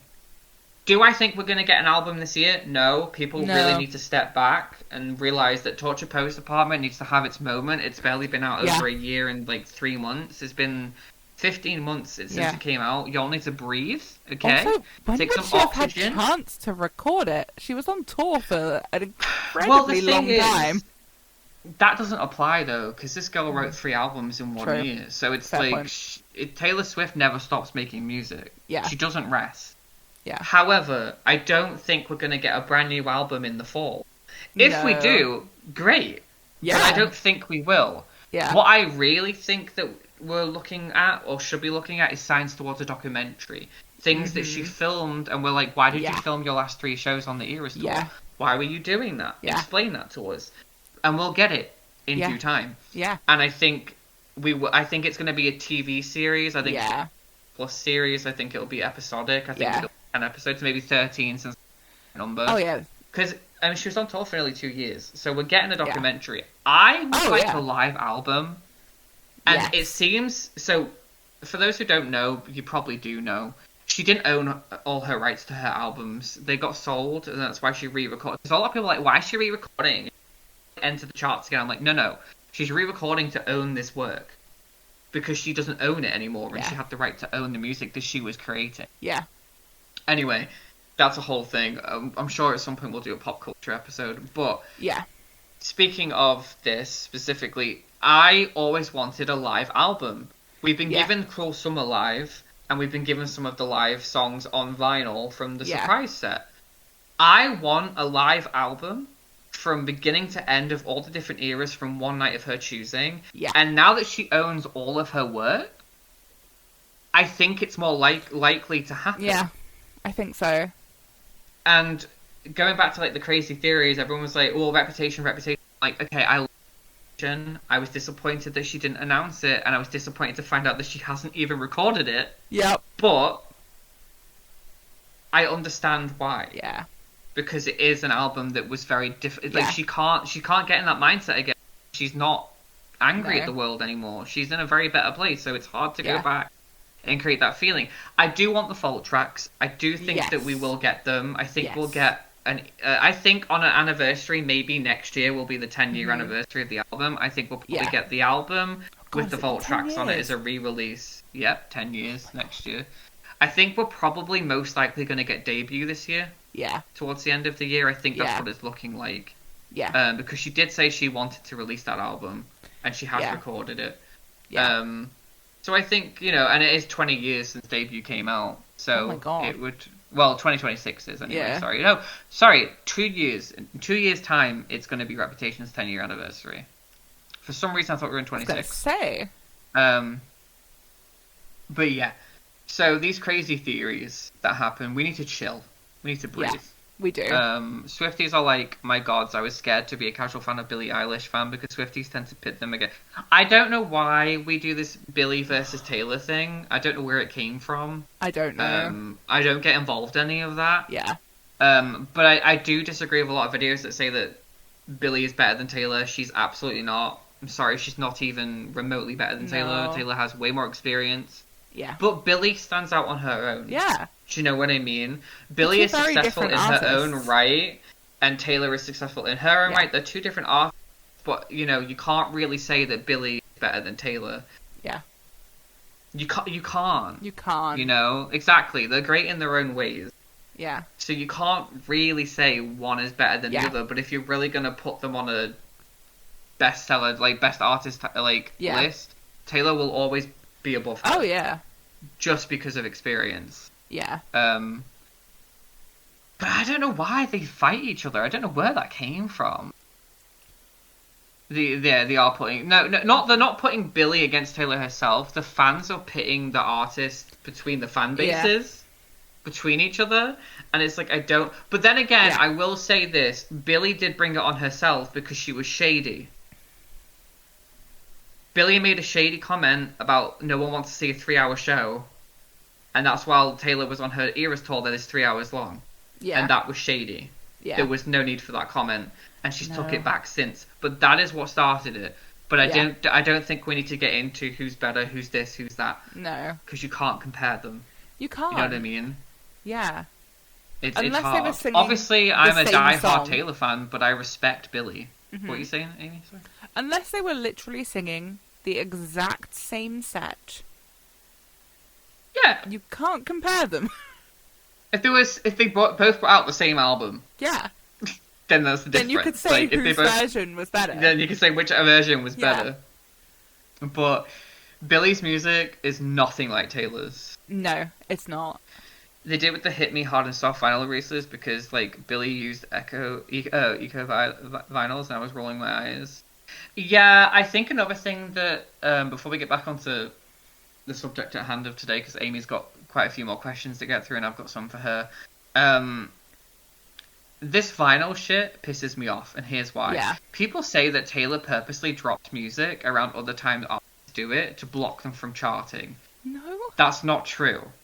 It was like, for example, when Billie dropped her... Well, then again, Billie did say that no one wants to buy 12 different vinyls of the same album and then release like 18 different versions. And I get the eco-vinyl things, but this is what they were pitting against each other, so I'm just explaining to you where they were coming from. They were basically saying, well, Billie, you're being a hypocrite, Yeah. which was a bit hypocritical. However, it doesn't fucking matter what an artist does. If you like their music, you fucking like their music, bro. Yeah. We don't need to fight each other. There's enough going on in the world about fighting each other over... Exactly. Don't even fucking know we... Calm down. Yeah. They don't even know we exist in the world, and No. we're like, what? Defending them to the hilt? Yeah. Yeah, Taylor is re-releasing her stuff she finally owns. Like, yeah. It was like, Taylor, yeah, I get it. I get it. But it was I think, you know, when she made the announcement of owning her music again, and then Reputation charted and went to number one, and then, like, her debut was, like, number 5 or 6. Yeah. That was released around the time that Miley dropped her album, but the thing is, Taylor didn't Also- drop anything. Yeah. She just announced that she owned her works. We Yeah. did that. We put Yeah. her... The minute she did that, I bought Reputation. Because I didn't own it. So I bought Yeah. it the minute I knew that she was going to get the money for it. And Yeah. it's hers. Yeah. Otherwise, I couldn't listen to that album for ages because you didn't own it. No. And it's my favourite album. Yeah. But yeah, this pitting against each other bullshit pisses me off. It's Yeah, like... me too. I mean, Taylor literally says in her song, You Need to Calm Down, we see you on the internet, like, basically putting us against each other, but we all have our crowns, so shut the fuck up. Yeah. Like, the only artist that I will gladly hate on is Lorde. Yeah. I know one Lorde song. I listened to all of Lorde's albums, and Melodrama, though. Melodrama, her second album, phenomenal. Ah. Beautiful piece of work. I can say a lot for Lorde, but that album is incredible. Yeah. I'll have to listen to that one. Anyway, so, back onto Wicked, Yes. because that's how we got on the tangent with Taylor Swift Yes. and Billie. I personally just, I don't know, I'm excited for the second part, but I'm kind of like holding my breath to see how good it is. Yeah. I'm really hoping they're going to do cinema screenings where they show the first part and then the second part. Yeah, my uncle said that if they do that, he's taking us to one. Yeah. To see both of them back to back, and I Yeah, think that's good. I want to do I that. think they will. They usually do it, I think and they then will. at 1 minute past midnight, they'll Yeah. show the other one. Yeah. I want them to do that. Because films also usually come out on days when I'm not working.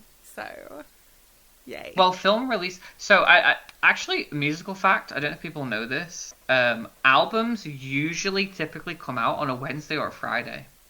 They either get midweek cycle or end week cycle, Ah. and you can only release a certain amount of singles a year. I think it's like 5 singles a year. I didn't You can't know that. release more than that. Is if that you're due signed. to the chart? The way the charts Yeah. used to be? Makes Yes. sense. But it's also, I think, within like recording contracts, like you can only Yeah. release a certain amount a year. Because if you think about it, you're dropping at the same time. Yeah. And you'll find that a lot of artists who put it this way: if someone announces the album's coming out on like say 25th of August, Yeah. but then they suddenly change it, it usually means a bigger artist Yeah. is dropping an album around that week, and nobody knows. Oh. And yeah, people in the music industry, their management talk to each other. Like, if Taylor's dropping Interesting. a surprise album, they'll warn the other teams, like, Yeah. we've got this week, we need you to not drop Yeah. anything because we don't want to compete in Yeah. the charts. Yeah. And plus, let's be honest, if Taylor drops an album against any other artist, she's going to win. Yeah. Her Oh, fans are that 100%. crazy. Yeah. So, anyway, next question, Amy, sorry. Okay. So I have 2 questions left. One is slightly unhinged, and one is Okay. more normal. Which one would you like?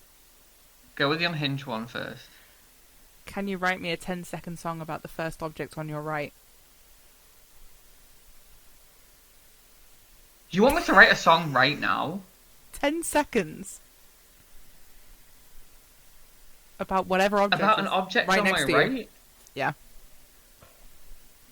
Where am I sending the lyrics?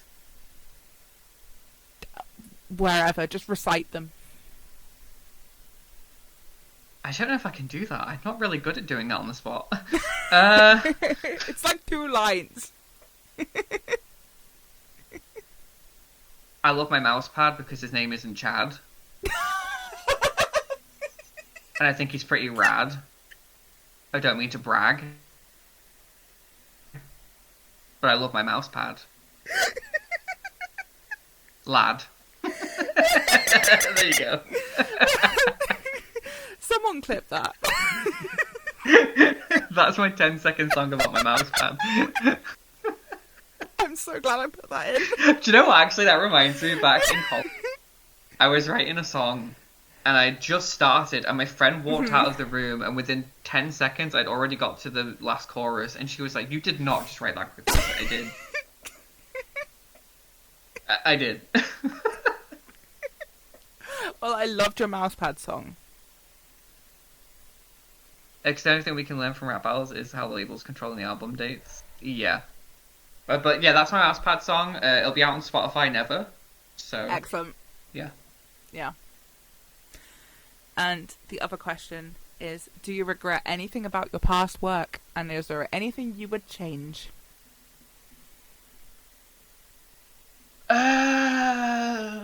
Minus the first album that I keep talking about. Yes. I think I would make my albums more tuned in how they sound production wise, because I feel like some of the songs are kind of cut. It's not supposed to cut; it's supposed to Yeah. work into Yeah. the next line, and sometimes you can tell where we Yeah. tried to edit something out, and it's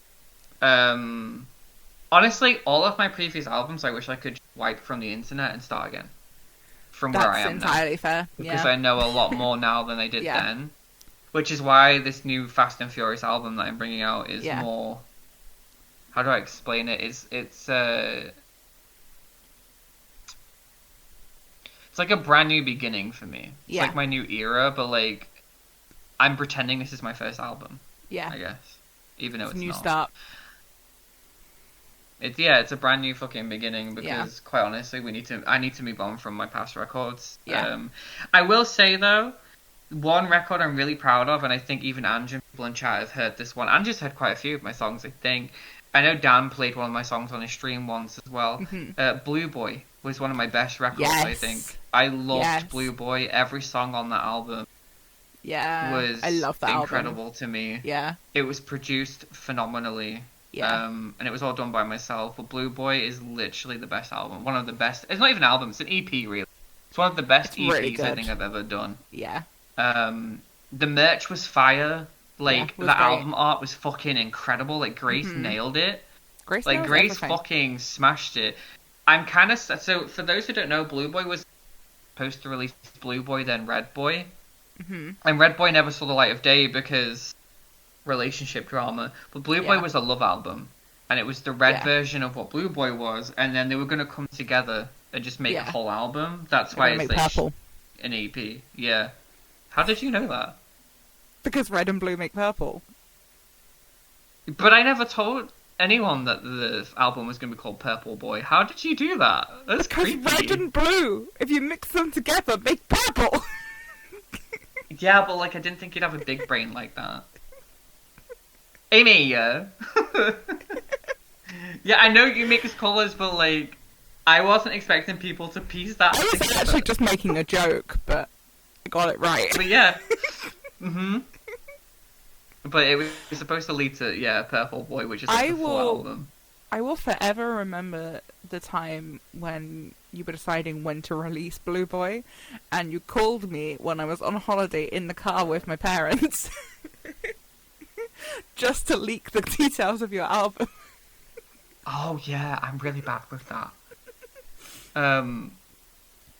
So another reason why labels shouldn't sign me is I cannot keep a secret when it comes to like music.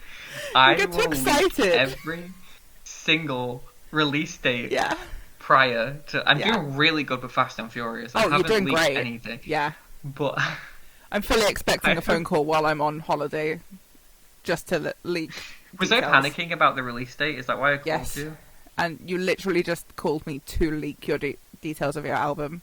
I think it's because before Blue Boy came out, didn't I release Where We Started? And that Yeah. became like a huge. Everyone fucking loved Oh, it. yeah. And I didn't expect it because I think it was the first time Yeah. I'd released new music between like all the communities that we were Yeah. in. Yeah. And Where We Started really shook people. Yeah. And I was like, wait, I love that people song. really love it. They Mhm. really love it. Yeah. And so I was like, and then everyone was like, where's Blue Boy? Yeah. And it was in a server, and people were like, where is it, Jamie? Yeah. Where is it? Give Like, us it now. And I'm feed like, us. and We then need I it. think I called you. I was like, Amy, I don't know when. Help. When's the Yeah. release date? I don't know, but here's Yeah. what I know. Was that a summer album, or did it come out in the fall? I think it was summer. I think it came out in the fall. No, it was came fall, out in the didn't it? fall, but you called me during summer. I think Where We Started came out in summer, Yeah. and then I think because it's a summery song, Yeah. I think, and then Blue Boy came out in November. Yeah. I think so, yeah. Oh, it was such a good. I remember the day that me and AJ and Amy went to London. We all wore our Blue Boy t-shirts. We did. I need to bring that merch back, man. It was so Yeah. good. Yeah. Speaking of merch, we have a question for you before we move on to questions for Amy. Amy's been playing around with our picture on mugs and stuff. Would you guys want merch of our profile picture on a It mug? looks really Because cute. I think it looks really good. I had fun It wouldn't be playing released around. for a while. We'd wait a little Yeah. bit, but I think it could, and then maybe we could do like an individual one. I'd have to Yes. commission Grace, I think, to make a little bit more of an individual. Yeah. I'm thinking like one of Amy on a t-shirt, one of me on a t-shirt, then one of us Yes. together on a t-shirt, Yes. and then mugs and shit. Like Mhm. fucking, well, not with Teespring though, because we don't No. like Teespring anymore. The Stream Elements have changed who they do merch with, and it seems to be a good company now. So, I was. What looking was at the that one. reason everyone's against Teespring now? Because I see it's a big thing now. I stopped using them because they didn't pay on time and they're delaying my payments for like 3 months at a time. And so that's why I was Yeah. like, I don't want to work with you anymore. If I withdraw a payment, it's supposed to be there within 7 to 10 Yeah. business days, and I'm waiting 3 months. Yeah, it's ridiculous. Are they involved in drama or something? Did I miss a chapter? I just think. Let me they're know in the chat. Just being But yes, really awful. it was delivery time. Are they taking forever to deliver items as well? Is that Yeah. why people aren't being paid? Yeah. It's a good job that my books are digital, innit? So when you buy Yeah. it, you immediately get it. Yeah. I think I'm just gonna do like my next book that comes out. I think I'm just gonna drop it, Yeah. and just get people to pay my PayPal, Yeah. and then they can just have it on release day. I think Yeah. that's probably the quickest way for me to earn money from my book. Yeah. Rather than put it on a platform, I can just send you the document. Yeah.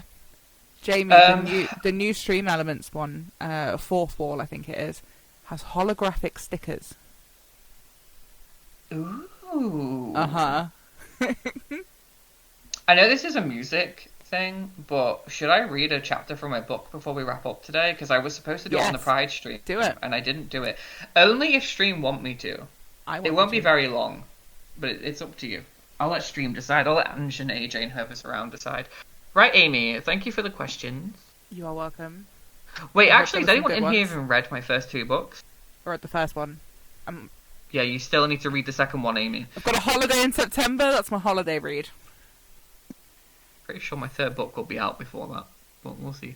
Yeah. Okay, so I have questions for you, Amy. Oh. So, for those who don't know, Amy is a classical musician. Amy studied classical music Did. and has a degree in it. I have Which, a degree yay. in classical music and a master's Everyone should in go get a degree composing. and masters. I have a degree in the bedroom. Wink wonk. Anyway, it's so Choke on funny. my Pepsi. Joe, I just think it's ironic, right? That I write music, I write books, I love acting. hmm I'm a fucking psychologist. Explain to me why I was like, I'm doing psychology. I'm going to get a degree in psychology. Explain why the fuck I did that. I have a I master's was. degree in Why music. did I go to fucking university and study psychology? Why did I do that? I have a master's degree in writing music for film and TV. I'm an administrator. Why are we doing this? I mean, I'm working the job that goes with my degree, but not the biggest be fan. fair. Okay, Mine's part-time. that's true. I'm Mine just never good at stops. admin. Okay, you ready for your first question? Yes. So, what first drew you to classical music, and when did you know you wanted to study it seriously? So, I started. My parents always put me and my sister into music lessons. Side note: Amy's family are very musical. We are indeed. And so we got given recorders at the age of 5. And then Jesus Christ, 5 is pretty young. Yeah. And so I've been able to read music since the age of 5. And then when we got the opportunity to play instruments at the age of 8, I took that up. So I've been playing flute since the age of 8. And then as I just carried on playing flute, it kind of became my life. And I decided that I wanted to study music. Just because it's been my life for basically my entire life. And then when I got to uni, I went as a performer, and throughout uni I got drawn more and more towards writing it. It was a lot less strict than it was in school, where you had to like follow set rules with what you were writing. At uni you could write anything. And also I didn't fully like the vibe of classical music performing. The industry is pretty horrible.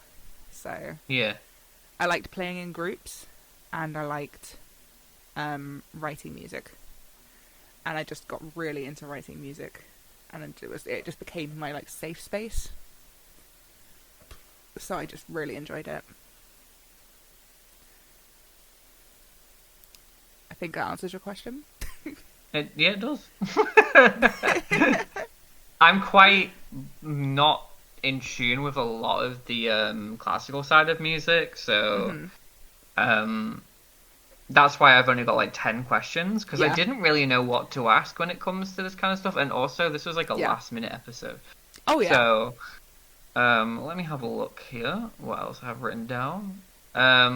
Was there a particular piece or composer that changed your view of music? Oh. And let's yes. not say Beethoven. It's not Beethoven. Okay. So I wasn't really into listening to classical music as a child. I enjoyed playing it, but I knew that I hated playing Bach, and I hated playing Mozart. Beethoven was okay, but I realized that I liked the more experimental later on composers. So I really liked. There's a lot of Shostakovich stuff which is called Tchaikovsky. Russian classical music is the most fascinating genre of classical music because it was all government sanctioned and there's so many rules, but it's absolutely We don't support fascinating. Russia itself. We don't, but this was quite a while ago. I really like Tchaikovsky. And as I got introduced to more things, I also really enjoyed French music. French flute music is very, I very love good. French classical music. Yes, French classical music is incredible. It really is. Yeah. And so being exposed to all of these things and playing in orchestras and stuff like that, my university had a massive orchestra and a 200-piece choir that was compulsory. Jeez. Yes. When I say I studied music, literally 12-hour days in rehearsals, you had to be in at least 2 groups. So, naturally, I was in about 7. I'm not kidding. Lumiere. Yeah. But I much preferred the kind of later on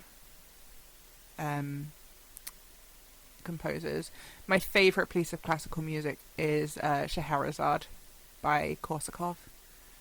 It's an amazing piece of music. It's about an hour long. Jeez. I haven't heard it. I played it in orchestra after I left uni, and as soon as I saw the score, I was like, please give me the piccolo part. Because at one point, all you can hear is piccolo. It's great. Yeah. The piccolo is loud. It is incredibly loud for something that's about that big. The next question I have is, who has been your biggest musical influence and why? So that doesn't have to be someone famous. It could be your mum, your dad, anyone. So, I studied writing music for film and TV. Really cliched. I really wanted Hans Zimmer's job. Oh my god. Yeah. Hans Zimmer, what a legend. Yeah. I really, really like the way he writes scores. Mm-hmm. And there's a couple of other He's made movie a lot of composers. the soundtracks, I believe. Yeah. There's a couple of other movie composers which just do such a James phenomenal Horner is job. another one who's incredible. Yes. He's incredible.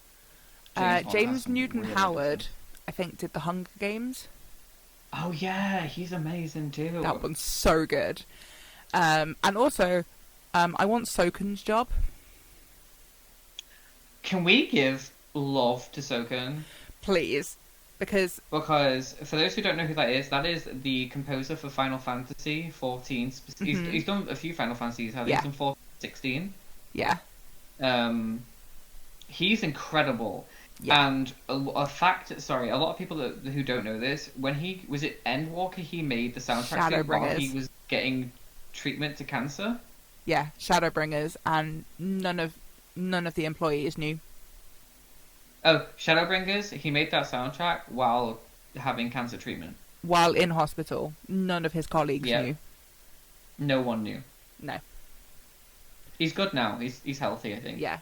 But that was insane. That man's incredible. And Dawn Trail itself is an amazing soundtrack.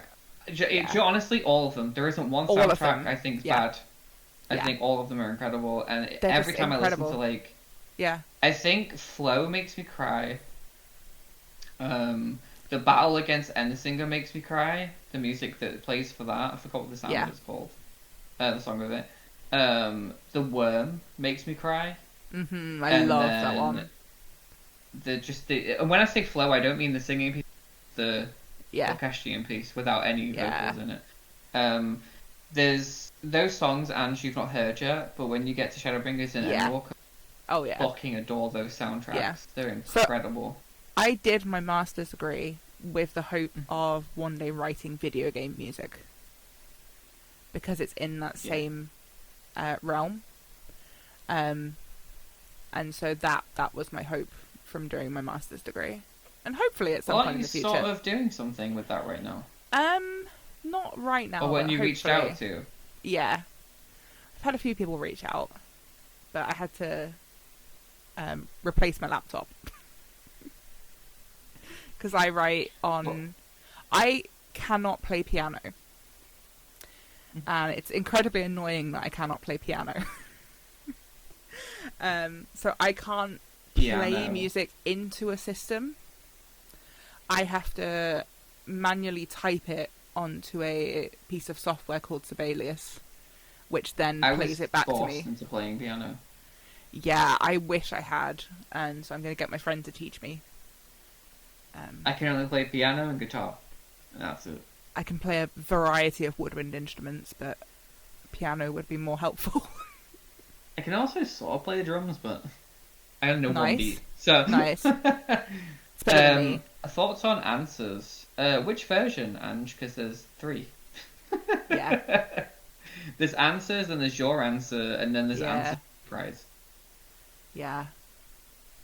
Answers reprise is just singing, though.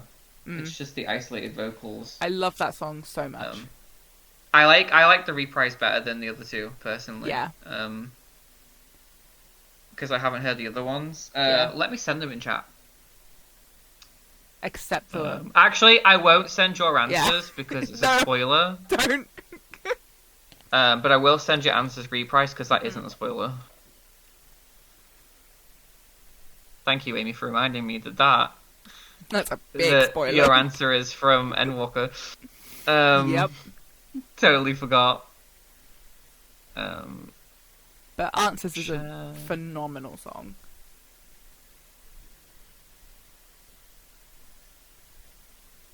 Wasn't this one played, the one I'm going to send, when they destroyed the first world? It was, right?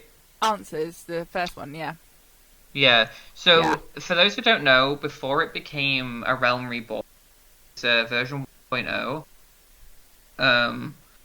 and they had Bahamut destroy the world, and fight the Phoenix, and that's why, what's his name is mentioned. What's his name? Mm-hmm. Louis Soir?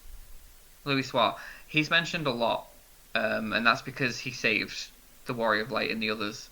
Yeah. There's a video online for that, but this is the song that played during the event. Yeah. I really hope I sent you to the right one and not the spoiler one.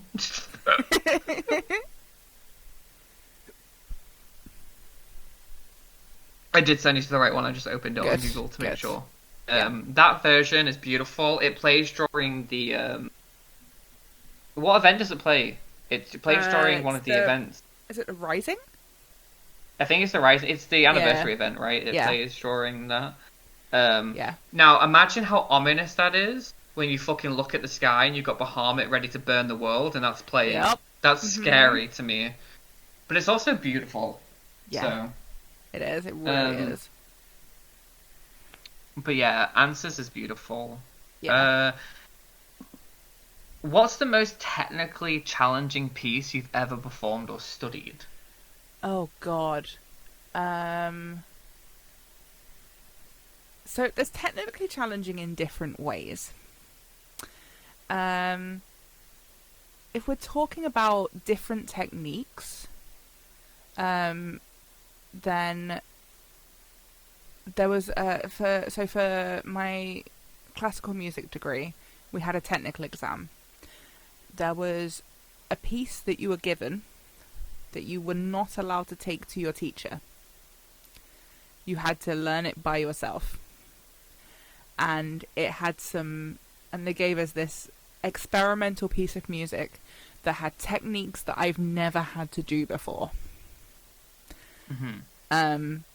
And so just for the record, all woodwind techniques sound incredibly innuendo-y. So this is going to be an interesting answer. So the first technique, which I had done before, is a technique called double tonguing. I'm just waiting for Jamie's giggles. Then there's flutter tonguing, which is when you have to play your flute while you roll your R's, and so it kind of vibrates the sound. And what I'm learning is playing these instruments gives you a really good idea on how to give head. Take notes. Let me tell you, we had to do a presentation on how to play our instruments, and it was the most entertaining afternoon because there is absolutely no way of saying it other than this, because they are the technical terms. Carry on, Amy. And so it had all of these techniques which I've never had to do before in my life, and I don't know about you, but I cannot. My microphone fell over. I cannot roll my R's. No, I can't. Either. So in order to use that technique without rolling your R's, you have to fake gargle while you're trying to play the flute. What the fuck? Yeah, and it is kind of damaging to your throat. I could imagine. I had to do it because I cannot physically roll my R's.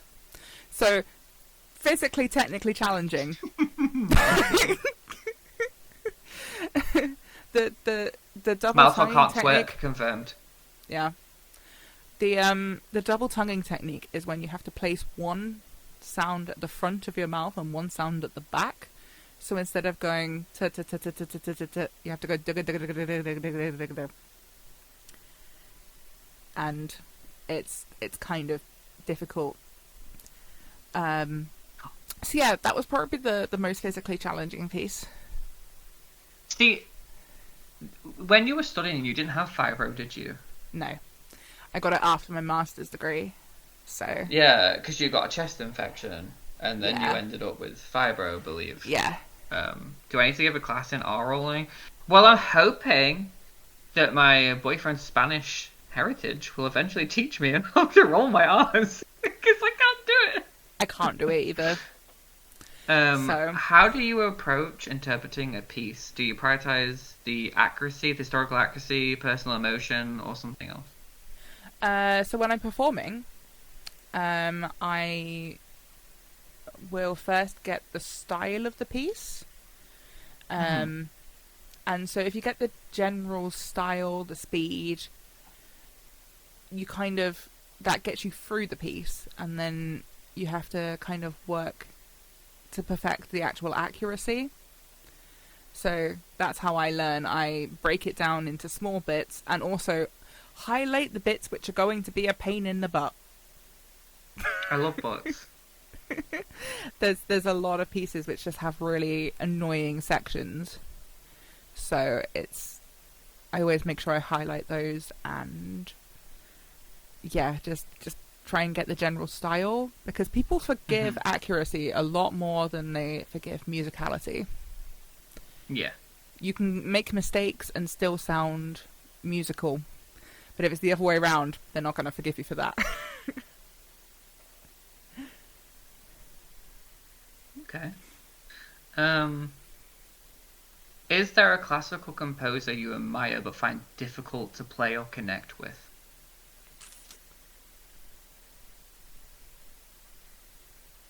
She's thinking. I can see I'm in her face. thinking, yeah. There's a lot of ones that I admire. There's a lot of ones whose works that I just really, really love. But it's more so like you admire them but find it difficult to play their music or connect with them in that regard. Oh, there's So some like that... to simplify the question, is there a composer that you really admire but you know you couldn't really play any of their pieces? Oh, yeah. So there's a piece that I've been trying to play since I left uni, and I still can't do it. There's a flute concerto from Prokofiev, which has notes that I didn't even know existed at like professional standards. And I was like, I didn't even know it could play that note, and so I still can't do it. But it's a fantastic piece. It's just incredibly difficult to play. So there Milo, are some that I do not avoid. interrupt me. Carry on. Yeah, there are some composers that you just look at it and you know immediately that it's going to be incredibly difficult. The issue with earlier composers is that the reason I hate playing Bach is because the vast majority of Bach music for flute was actually written for violin, and they don't take into consideration when you're going to breathe. And so at one point, I think I had to play 12 bars in one breath. I was like, please no. Please no more violin music for flute. So yeah, a lot of Give me 1 second. I'm listening. You carry on. I'm just reading something. A lot of the Russian music tends to be quite difficult because it's all not as conventionally written, and it changes key so frequently, and yeah. But they're all really great, so I still try. Or, you know, Flight of the Bumblebee. Still can't play it. I can't play it. It's so difficult. Have you ever had a performance go wrong on stage? And if so, how did you deal with it? This definitely happened. In one of my grade exams for flute, it's not kind of on stage, but everyone knows that I'm crazy tall. I am 6'2". I've been about 6 foot since the age of about 17. And so I did my grade 8 when I was 18. And during the exam, we had to put the music stand onto a chair in order for it to be tall enough for me. And you'll never guess what happened. The chair fell. The music stand fell off the chair, yes. Oh my god. And like how did you handle that? The rule in these exams is that you're meant to keep going no matter what happens. They mark you down way more for stopping. On that one, they could not mark me down because I had to stop because I could no longer see my music. You know what? Not the same thing, but this reminds me, in college when I was doing performing arts, we had a dancing assessment. Mm-hmm. And it was my very first dancing assessment. I was extremely nervous. And I didn't know what the fuck. So when we signed up for this, obviously we had to go out. Yeah. The dance gear, blah, blah. So my mum got me these shoes that were too big for me. Oh, no. And in the middle of my dance, my shoe came off. And instead of leaving it be or kicking it off, I fixed it. And I stopped in the middle of a dance to fix my shoe, and I shouldn't have done that. And like, I didn't continue. I carried on after, but that got me into a lot of shit. Yeah. Because I should have just kicked it off. In the future, I learned to do better. So not the same situation, but sort of the same kind of circumstance. On that topic, I was once in a youth production of Bugsy Malone, and we had to wear like character shoes that had heels, and I didn't own any, so I borrowed some from someone, and they were too big for me, and then I had to dance on stairs, and the whole time I was just scared of breaking my ankle. When I was like 6 years old, I stole my mum's high heel shoe. Oh my god. And I went to walk down the stairs, I fell down the stairs and broke my collarbone. Oh my god. So me and high heel shoes are a no-go. Me and high heel shoes are a no-go. I don't need You're tall enough, you don't need them.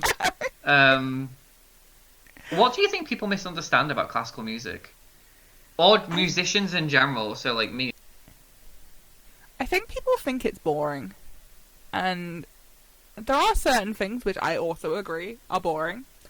But I think when you... Do you mean like just with it, classical, or do you mean as a broad spectrum? I think people just dismiss classical music because they're like, oh, that's for like old people, it's really boring. There's a large variety of classical music, and there's something that appeals to so many different people. And there's so many like different composers, and as the rules got less and less strict, people are messing around with classical music so much that it's really difficult to not find something that you like in classical music? Yes, also most people have zero music theory knowledge. That is also correct. So I think people just don't understand it. Or they're only listening to the stuff that is very often played on a radio. Yeah. I think people don't look into it too much. I think what it is this generation have been brought into like TikTok and Yeah. Instagram reels, and short form content Yeah. is sort of like Yeah. the niche now. Like, Yeah. people don't have the attention span to sit and watch. Like, I remember like back in 2019 when you could watch 20 to 40-minute YouTube Yeah. videos without a problem, and then so I think the problem is I don't think people find it boring. I think it's Yeah. a generational thing. It's Oh, just like yeah, things 100%. change over time. Yeah. So like if you go back to say 20 years ago, classical music people would probably listen to in their Yeah. car a lot. Now that Yeah. we live in a day and age where that's not the thing anymore. Like No. but without classical music we wouldn't have film scores. We wouldn't Yeah, have exactly. musical pieces. Yeah. Like, we wouldn't even have music started out as classical. Yeah. That was the original orchestration of music. Without Yeah. it, it wouldn't have progressed into pop music, country No. music, to things that people. Because back in the day, people wouldn't even think about singing along to No. music. And The we wouldn't first have ever, pop like, music without it. Listen to fucking Glenn Miller from the 1940s. Yeah. Like, that music, there's no vocal. No. But if you listen to this, if I sent you a Glenn Miller song, it's either In the Mood or Moonlight Waltz. Yeah. Y'all will know that song immediately. Yeah. Even from the name of it, you should know it. Yeah? But if you bring that up into current day generation, they'll be like, what the fuck is that? No. I know. And like, these And- are classical. Yeah. There's so much situational influence onto classical music. Like, a lot of classical music now is including, like, pop music elements. There's a lot of orchestra concerts that include, like, guitars and a drum kit and things. There's a lot of orchestrated pop music. And Mhm. it's one of those things that just evolved with the times. Like, at the time that Bach was writing, that was the music that was written then. The music now is a lot more technology heavy. Like, did you know I there's do worry about where it's going to go. Did you know there's a tour that do Ministry of Sound with an orchestra? And Now, that's their see, job. that I would never have pictured. No, but that's an entire thing. There's classical music is there's ways of evolving it. And so I think it's We started at hymns. yeah, we did. Actually, we Yeah, started at in Gregorian hymns, chants. but I'm talking about, like, no one would write lyrics the way they do now No. to music back in the 40s. No. Like, this is the thing. It's such a generational awareness Yeah. thing. It is. In the next 20 years, the kids are going to be listening to music completely created either by AI, which I'm going to hate, or Oh it's my going to God, be no. just completely computer-generated pop music. Mhm. And I don't want music to lose its soul. Okay? I don't either. I don't want it to lose No. what it stands for, and I think it's important that we remember where it came. That's what Are we makes going to bring the music so famous unique. 4-chord meme?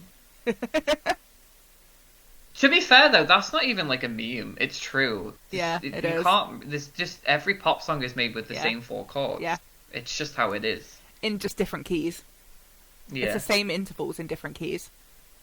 hmm What were you going to It's- say before I said that? I think I was going to say, and we wouldn't have the 4 chords without classical music. No, we wouldn't. I think, though, when people... Classic music isn't something that would like, originally interested me. I think I got to a certain age where I was listening to, I listened to just, Britney and, normal pop Yeah. music that everybody did grow up. And then Yeah. I discovered soundtrack music. And I Mhm. fell in love Yes. with that kind of music. Yeah. And I was like, whoa, I this did is too. incredible. I used Yeah. to love listening to, obviously, music, Beethoven and, the typical shit in it. Yeah. But I think one of the earliest things that brought me into classical music was in college. We were doing I was watching. It wasn't me that did it. It was a older class. They were doing a tap dance routine to "In the Mood" by Glenn Miller, Yes. Yeah. and it was the first time I'd heard Glenn Miller, but I'd heard it, and it's because it's in Narnia. Yeah. It's in the very first Narnia Yeah. film. And I was like, where have I heard this before? But either way, I Mhm. love this. There's something Yeah. about this that's catchy, and then I Oh, ended up yeah. going down this like way Yeah. tunneled road. And then I think one of the soundtracks that really got me into classical music was Lord of the Rings, Fellowship of the Ring. 100%. Yeah. That soundtrack Mhm.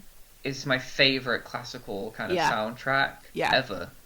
And then Oh, yeah. when Enya sings over classical music Mhm. and like Celtic music, and Yeah. it's just like people don't realize how good that music is, It's so good. and It's- it kind of upsets me that people don't see how good it I is. know. I know. It upsets me too. But yeah, no, I've always been a fan of like breaching the two genres and like bringing them together. I did open mic nights when I was like 16 with my dad, and we did a version of Sweet Child of Mine where we replaced the lead guitar part with the flute. Ambitious. Yeah, it was our party piece. We performed it a lot. So, Sweet Child of Mine, that's a rock song, isn't it? Yep. By Sheryl Crow. Guns N' Roses. Oh well, they were original. Sheryl Crow covered it, right? Oh. You've probably not heard her version. No, I So- don't think I have. I was about to bring up rock and roll music because it's something we Mhm. haven't really talked about today. I had an argument with someone a while back about where rock music came from, Yeah. and they outright told me that rock music was created by white people. It was not. No. Rock and Came roll from the was blues. created by black artists. Yeah. It was made by black people. It came from the blues. They invented rock and roll. Yeah, but they Yeah. invented rock and roll. They did. There's Yeah. a lot of big songs in the 60s Mhm. that were made by black artists, Yeah. and they don't get the respect that they deserve in don't. today's No. society. And I No. think people need to realize that without the African American culture, Mhm. not even just African American, but just black people in general, like the black culture, we wouldn't have the music that we. No. They really did something with Yeah. music, and it Yeah. just resonates, and it's Yeah. beautiful. And I think people need to realize that rock and roll, literally, and blues, all Yeah. came from black people. 100%. And we yeah. need to respect where that came from. Yeah. And the fact that someone told me that music mainly created by white people makes me so mad. No. Because it's not true. It's like the same thing when people say that, you know... What is that noise? Good question. I think it's upstairs, I don't know. It's...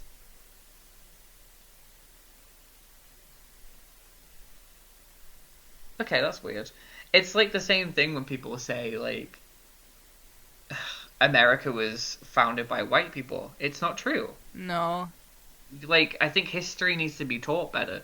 I Yeah. think musical history should be taught in schools. Yeah, And it's I not. do too.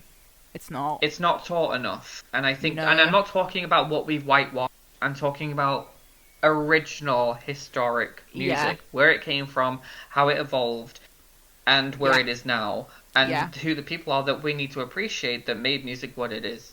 Yeah. And so I'm That glad was that you part brought of up rock and my- roll. That was part of my degree. We had ethnomusicology classes. And that was all about different cultures of music. So that was very heavily studied. Has anyone here ever heard Itty Bitty Pretty One? Maybe? If you need help on where to cast your mind back, you know Matilda? Yes. It's the song that plays at the beginning of Matilda. Oh, yeah. You know when she's dancing around the living room and she's got Yeah. all the things moving? That's Yeah. the song that plays. Oh. Tragic backstory with that singer, such a horrible backstory. He was a big singer back in the 50s, through to the early 60s, and he was on a show, and he'd done a music video or something where he was dancing with a white person, Yeah. and there was a persecution for it. Oh. But he was very well loved and respected before that. He Yeah. went on a show, and there's a video clip of it circling around Instagram right now where he's singing, Oh. and it's an audience full of white people, Yeah. but they're not, like, they're clapping, but they're not smiling, and Yeah. they're looking at him like he's an alien. Yeah. And I think he died pretty young because he was addicted to heroin, I believe. Sounds Frankie about right. Lamont, is that who it was? Yeah. And then, has anyone here seen Dirty Dancing? Of course. So there's a song in Dirty Dancing by Solomon Burke, and it's called "Cry to Me," Mm-hmm. and I fucking love that song. In fact, I'm gonna It's post so it in good. chat. Yeah. It is Solomon, right? Solomon Burke. I think so, yeah. Yeah, it is. Another black artist that needs a bit more respect on his name. It's a fantastic song. I'll post it here for those who haven't heard it. Anyway, back to Amy's questions. Already asked that one. How has studying classical music shaped the way you listen to or appreciate other genres? So I know it's really hard to listen to music for fun without analyzing it. It's not so bad with like pop music and like musical theatre because I haven't fully studied that, but classical music I will break down into tiny little pieces. It's also incredibly jarring to me when I hear like people singing very out of tune. My boyfriend. But like not on purpose. Oh, When you mean people like people who think? Yeah, when people think they're They- in tune and it goes like Oh. slightly flat or something, I hear it immediately. Just because I've been Okay, so the problem I think with that is I think people like me and you are very judgmental when it comes to singing because Yeah. we know how to do it and we've been doing it Yeah. for years. And when we see other people do it, like purposely singing, thinking they can sing but can't, Yeah, I'll be honest, on TikTok, I'm a hater. me too. I'm a hater. I leave horrible comments to people on TikTok. I'm not And then proud I of it, find them. but I leave horrible comments on TikTok. I'm such a. But that being said, I don't think it's unwarranted. I leave comments No. to people that I think. There's singing for fun. If you sing Yeah. for fun and you're out of tune, I don't care. Enjoy No. yourself. Play the night away. I don't care. Enjoy yourself. I don't think anyone. It's the people that try and record Yeah. songs, release music, and it's like, what are you singing to? Yeah. Why are people? And like, I don't want to ever tear someone down and be like, you can't No. sing, but sometimes you have to just be upfront and be like, Yeah. I don't want you to get hurt, and you're Yeah. going to get hurt. My, But it's like the question is, do we get involved or do we wait? Yeah. I think a lot of that comes from like how people were brought up. Mhm. Because I remember watching stuff like X Factor and stuff and thinking, how are people this delusional? And then I realized X Factor's fake. Oh, 100%, yeah. I was going to bring Um, up talent shows, but I'll save that after yeah. the last question. A lot of people, their parents will just encourage them constantly while they're being brought up. Mhm. And I Stage don't ones. think, I don't think false encouragement is productive. My parents were Yeah, always but- very honest. But I think we need to counteract that with there's a limit. And I think Yeah. that even if you're young and can't sing, I don't think your parents should be telling you that you can't sing. No. I think they should curb your realism Yeah. though. So if you're like, I want to go on this talent show, you can be like, maybe we could find a different talent for you. Maybe Exactly. we should try this. Maybe we should try. Yeah. But like, if they want to sing, let them. In the Yeah. end, let them. Oh, yeah. Like they're children. But I Yeah. think we need to navigate them when they Yeah. get older. Like, okay, well, let's be honest. This is not the path that you need to be taking Yeah. in life. When you can do this or you can do Exactly. that. And I think that's another thing. I think your parents were particularly too harsh on you. Yeah. And I still think to this day your parents can be very harsh on you. And Oh, I'm not yeah. reading your parents to filth. I'm just saying I think your parents Yeah. are too blunt. But I Yeah. think it's the northern side of Yeah, I think so. Yeah. like us northerners were very blunt. Yeah. And I think people don't like that. And Yeah. some people respect it because they know where they stand. And Yeah. other people don't get it. I'm a very blunt person. Yeah. And it gets me in trouble all the time. But I don't care. I would Yeah. rather be honest to let you know where I I'm. tend not to say things if it's something. But you're that- not northern. No, I'm not northern. But if someone has done well, I will compliment the hell out of them. But if someone's like kind of not done as well, I'm like, I won't encourage them as much. I just think, yeah, that false encouragement goes too far sometimes. And there's a Yeah, way I think of... there's a way of telling someone they can't sing without saying you're Yeah, fucking shit. exactly. You Yeah. know what I mean? Yeah. Which is why I don't agree with talent shows, because I No, think, I don't. first of all, the people that judge the talent shows, I'm like, you have no right to judge anyone when No. you're literally terrible. That was always my pet peeve. The X Factor, I never understood. I know that these No. were managers, but why the fuck was the first seasons of the X Factor Sharon Osbourne, Simon I don't know. Cowell, and Lou... Like, yes, Lee Walsh brought in Westlife. I get Yeah. it. He was successful with that Yeah. band, but he's not a singer. No. He knows how records sell, sure. Simon Yeah. Cowell, I understand, because one, he created Yeah. the show, but two, he's a music mogul, so he knows Yeah. what... So I get why he's there and what sells. Yeah. Why was Sharon Osbourne there? I Just because don't she's know. married to Ozzy Osbourne? What Yeah. does she know? I don't How believe rock that you music can... sells? I don't believe that you can have a valid opinion if you're not A musician. a musician. If But a you've not valid been musician. trained, if you've not been trained or have no experience in the actual thing, how can you manage someone? How can you have... Well, I don't think it's justified just that. I opinion. think it's the way. So the X Factor is very well known to, like. Yeah. So for those who don't know, you probably do, but let's pretend that you don't know. To get on the X Factor, you need to perform 3 times before you even make it to TV.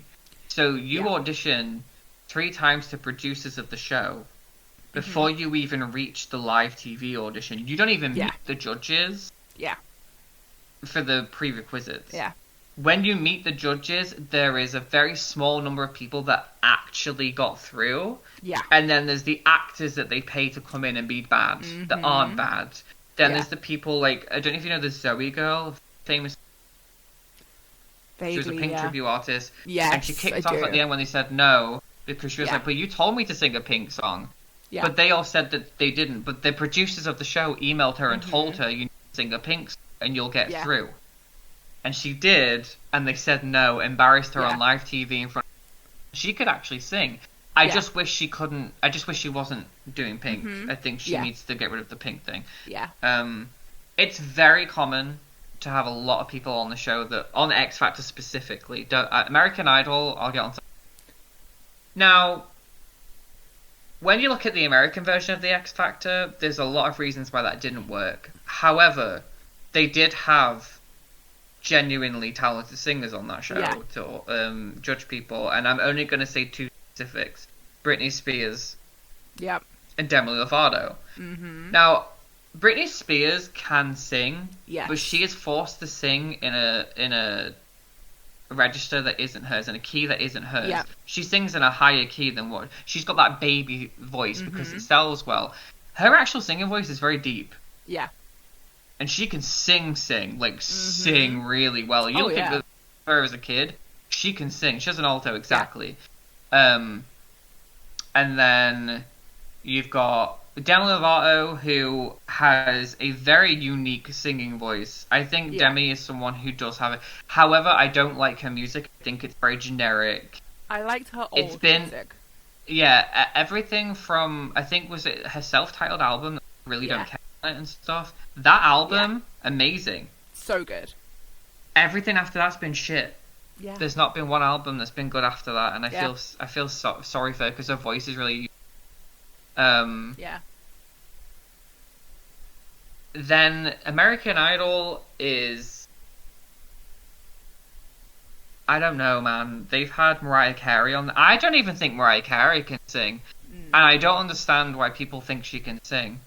Like, I think when American she was Idol- younger she could, but I don't think she can sing now. No. American Because Idol she sang did give us through. Kelly Clarkson.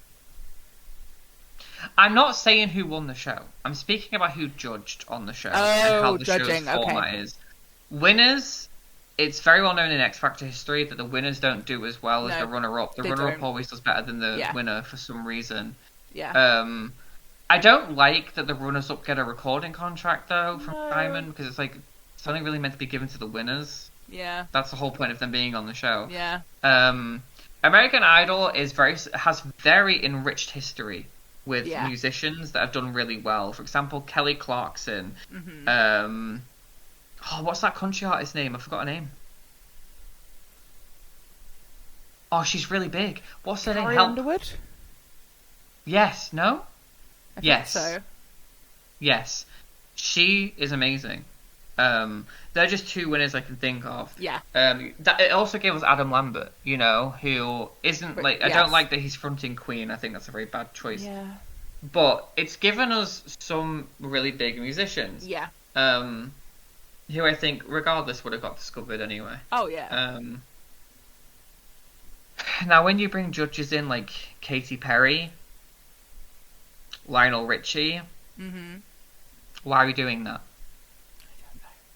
Why is Lionel Richie on the panel? Why is Katy Perry on the panel? Katy Perry can't sing. No. Lionel Richie had one hit song in the 80s. Yeah. Why is he can't sing either? I think he's got a generic singing voice. Yeah. The only talent show that I like on TV is The Voice. Because Yeah. The Voice in the UK at least had Jessie J, who we know can Yes. phenomenally sing. Yes. It had will.i.am, who isn't a singer, but he's a producer and Yeah. a very good rapper, and was in a very insanely successful band, Yeah. and he himself is very successful. Yeah. There was also Tom Jones, who Mm-hmm. never has written an original song in a day in his life, but he has a very incredible voice Yeah. and has had several hits from the 60s onwards, Oh, I think, yeah. or the 70s. Yeah. So Tom Jones has served his place on there. And then it was Rick something who was in a band. He was, I can't remember his band name, but I think it was Scouting for Girls or something. I don't know. Maybe. It had the guy from The Script on there originally. Yeah. Who, again, very successful bands, and Yeah. that's why I like The Voice, because they had people that Yeah. genuinely can sing, and then they switched up and had Pixie Lott on there, and I think Pixie Yeah. Lott is an amazing Oh, vocalist. she's great. She's not well known anymore. She was Yeah. she's amazingly, she can sing beautifully. Yeah. But yeah, Tom Jones, it's just like The Voice had legendary people on there that Yeah. like no one from The Voice that won did very well. They're No. not even around today, I don't think. But the show itself Yeah. is very well designed. Oh, It yeah. had very good singers, but Yeah. I think I'm glad the X Factor got cancelled. And don't get me Oh, started on same. Britain's Got Talent. Yeah. I'm so tired of seeing dogs win. Okay, so the last question I have for you Okay. is if you could collaborate with any composer from history, who would it be, and what would you want to create with them?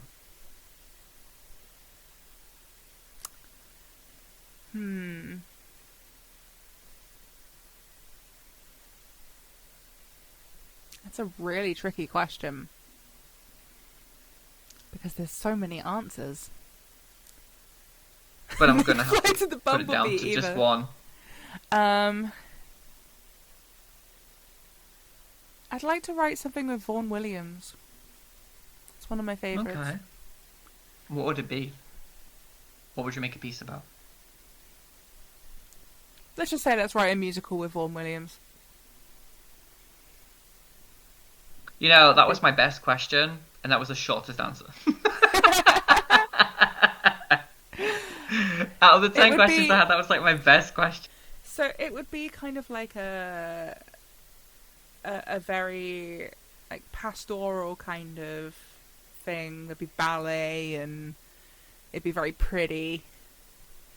Vaughan Williams was the person that wrote Fantasia on Greensleeves, and a couple of other really good pieces. So that would be fun. I know you've said a lot about us collabing. Yes. The I'd only also thing I like have to. with that is I don't know how we would work, because I have a lot of classical kind of music in my music, so like how would we make that work? I can orchestrate your music. You could, but I'd have to go like with a really fancy piece. I think if we could collaborate on a musical, it would work. Oh, we I would think write me making an a album great wouldn't musical. work.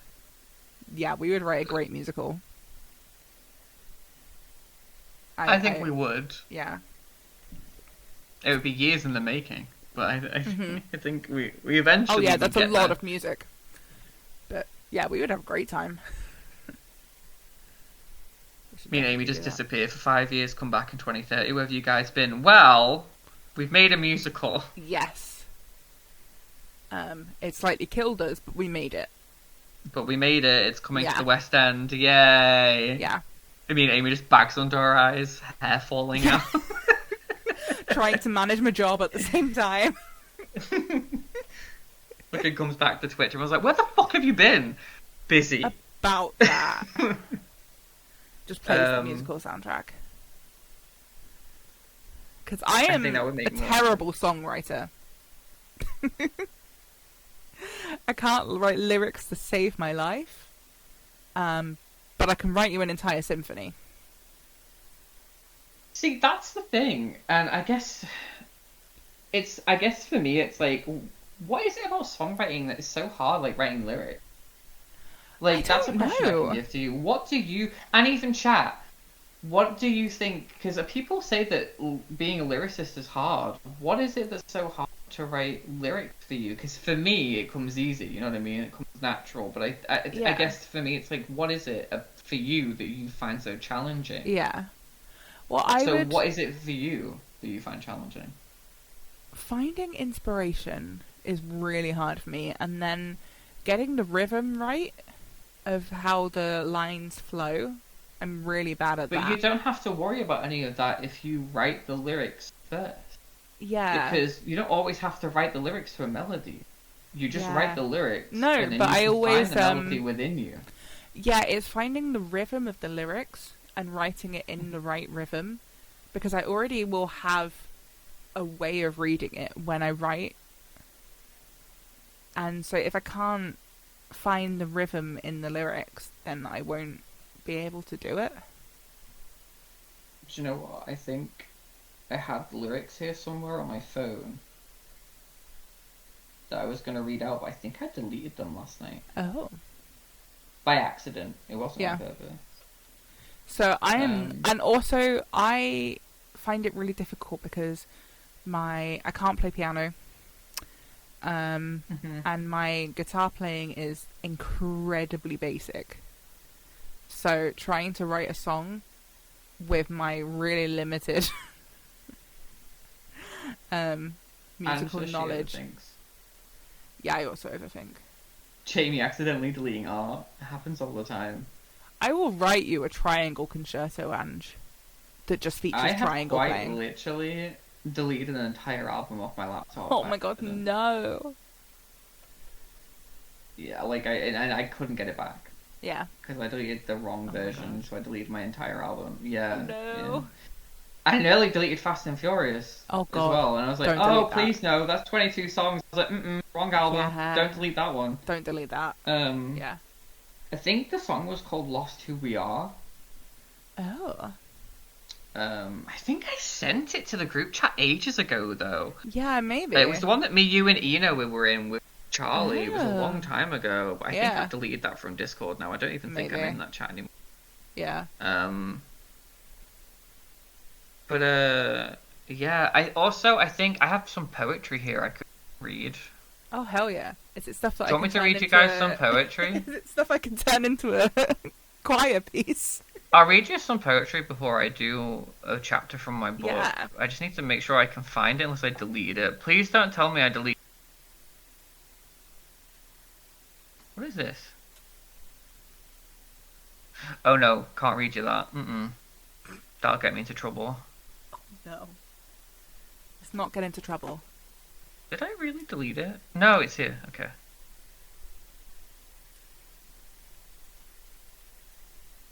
So I was writing a poetry book. I haven't finished it. It's called The Ghosts in My Head. Was the name of the book. Can we take I'm the trying to trash think of- icon button away from Jamie? Yes, we can. I think we should. So this Yeah. one is untitled, and it's very short. It's 4 lines. Mhm. It's, you took my feelings and validated them. You took my heart and you shattered it. You took my biggest fears and anxiety and you validated them. Was the first one that I can find. I have another one here called Isn't It Strange? Isn't it strange how when you feel something so deeply, so strongly for someone new, that you immediately assume they feel it too?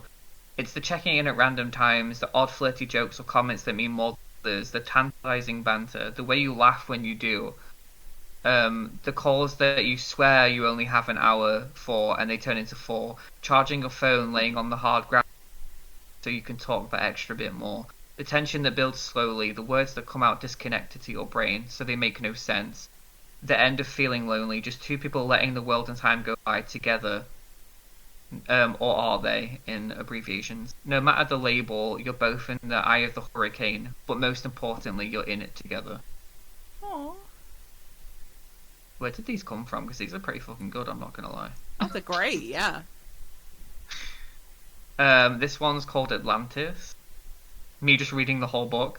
Devoid of emotion or feeling whatsoever, I know love but to sleep with the fishes down in Atlantis. Used to love hearing from you, was one of my favourite parts of the day. Now I don't even feel blue, I feel nothing at all. I know what it feels like to have emotion, but I guess they're asleep deep down with the fishes in Atlantis.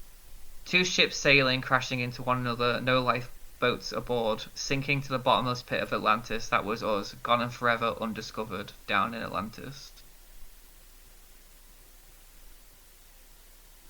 I was really emotional when I wrote these. These are great. Clearly. I'll read one last one and then I'll read a chapter from my book to finish. Okay. This one's called I'm Confused. Me, every day.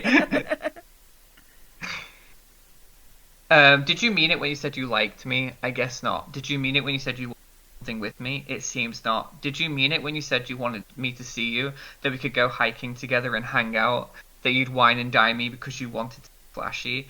I guess I'm confused, love, because even when you said I don't know if my feelings are platonic or because I felt stronger towards other people I've dated, you printed out our wedding photo, you asked to hang out with me more, you checked in on me at 6 a.m. while I was sleeping, you called me to tell me not to drink because dying before our next date is not very romantic. I'd say I read into these things too much, but I don't think that's the truth.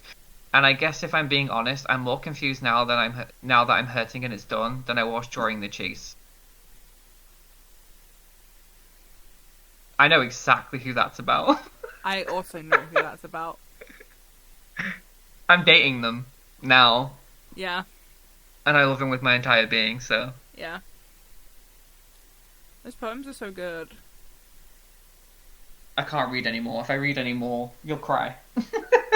Yes, I probably will. Oh my god, I don't know who it's about, but fuck them. Yeah, am I right? You're so right. The thing is, though, the one thing I love about Charlie, besides the fact that we're going to get married one day, is when I wrote them, I posted some snippets on Instagram, and I let him know beforehand. Mm-hmm. And he was like, I'm not going to read them, but as long as they're not mean. And I honestly don't think anything I've written, whether it be about him or anyone that's sad, is never malicious. No. There's nothing malicious in those poems. No. Like, you've heard them. There's nothing there that's malicious to me. No. I think it's just the person going through the motions being really upset. Yeah. Like, I could have easily wrote an entire poem like, fuck you! You're a piece of shit! But I didn't because that wasn't what I was feeling. Yeah. I was just confused. Yeah. You know, but me, like, I'm not going to air that out here because that's a private thing. But we got through it, and it made more sense when we sat down and we talked about it after it all passed, and I understood where he was coming from. Yeah. Those poems don't mean anything to me anymore. Like, I am going to... that's a question, though. If I brought that out as a book with poems, would you guys read it? Yes. Because I'm not really the biggest poet, but I feel like they're really good poems. Yeah. But maybe I'm biased. And maybe they're just shit. They are really good poems. Okay, so this book is called The War of Souls. I'm gonna turn the camera off. I'm gonna give you guys a number between 1 and 4, and I want you to pick a number of the chapter you want me to read. 3. I love poetry a lot. Poetry is something that I guess as a lyricist should have been easy, but I found it hard. I'm the opposite way round. I said 3. I'm the other way around. I am a lot better at writing poetry than I am song lyrics. But I also only write poetry for funerals, and I hate that that's become a thing, but that has become a thing. let's avoid that subject. Yes. Okay, answer chapter 2. Let me just see how long it is. It is pretty long. But it's, if you guys are willing to listen, I'll read it. Yeah, I turned my camera off so I can Just kick so back you and know, relax. I haven't read or shared any of this book with anyone, and the last book that I did, I shared it with, I shared like the first 4 chapters with people before it, like way before it came out, and this one I've really protected. Yeah. So for those who don't know, I think majority do, I've written 2 books already in the Journey Horizon series, and it's basically a bunch of different viewpoints set in the Final Fantasy universe of the characters that we've created over time. I have permission to use everyone's characters that I'm using. I have taken the characters out of the FF world, though. They're still FF based, but it's out of like Limsa and blah blah blah.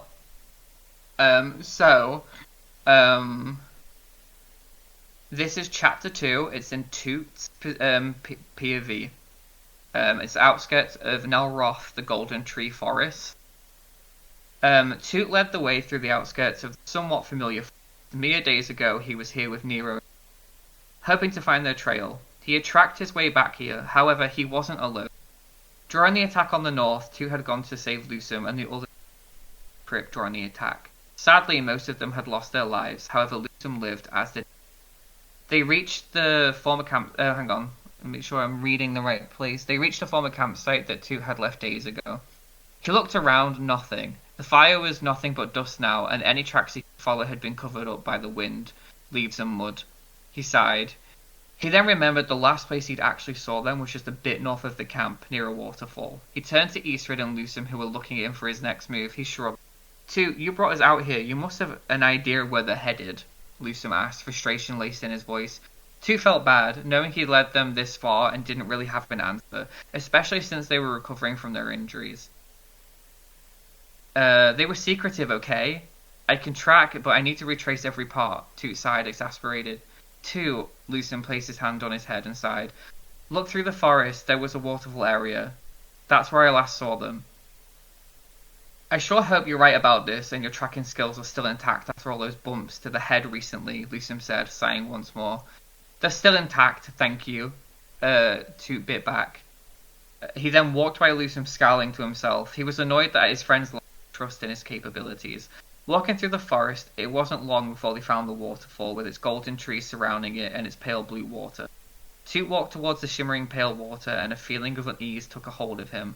The last time he stood here, mere days ago, he had castrized Nero for killing Laser. That is not how you spell castrized, Jamie. Let's make a note of that. He didn't understand why he felt so uneasy. He had every right to be upset, didn't he? He had every right to be upset, didn't he? Shrugging off the emotion, he knelt down and closed his eyes. He attuned himself with the earth and opened his eyes. He saw shining gold dust-looking lights. They began at the edge of the water, and as he turned round, he saw they led back to the forest. They were definitely here. I can see the traces. That's my boy, Lusum yelled with a smile of relief that they had some trail to follow. Onwards, then? Onwards, Toot nodded, and they began to head back to the forest when they heard Eastrid let out a moan of pain. Toot turned to her as she was holding her head and the tree simultaneously for balance. Are you alright, Eastrid? Toot looked at her. She was more pale-looking than she had been mere days ago. I just need a moment, she responded, giving a half smile before sliding on her backside. Go ahead, I'll catch up. That doesn't seem like Toot was cut off by Lusum. Are you sure that's wise? He said, frowning. Yes, Toots has friends he needs to find. Well, friend, singular, he retorted. Lusum gave him a glare. I'll be fine, just need to rest a moment.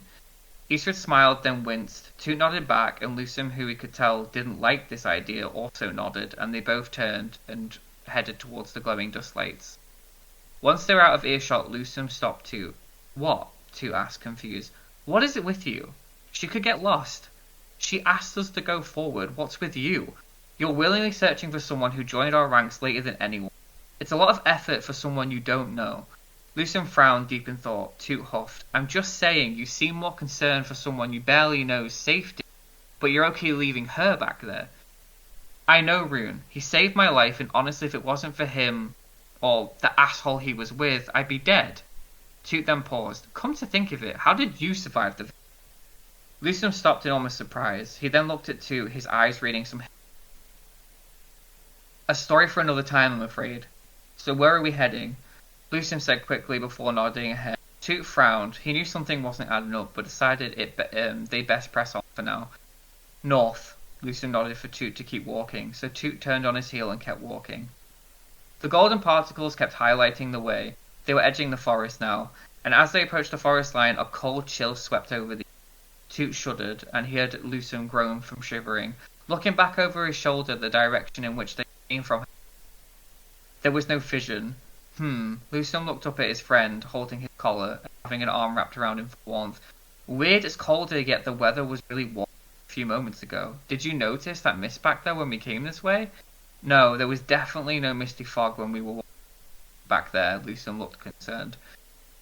Probably just some weird forest weather. Let's keep moving, Tooty said. He smiled at Lusum and nodded. As they moved onward towards the forest line, a scream filled the air. Toot stood still and perked up his ears listening.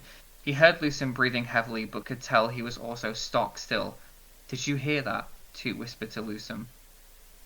Toot didn't hear a response, so he turned his head towards his friend, who nodded that he did indeed hear it.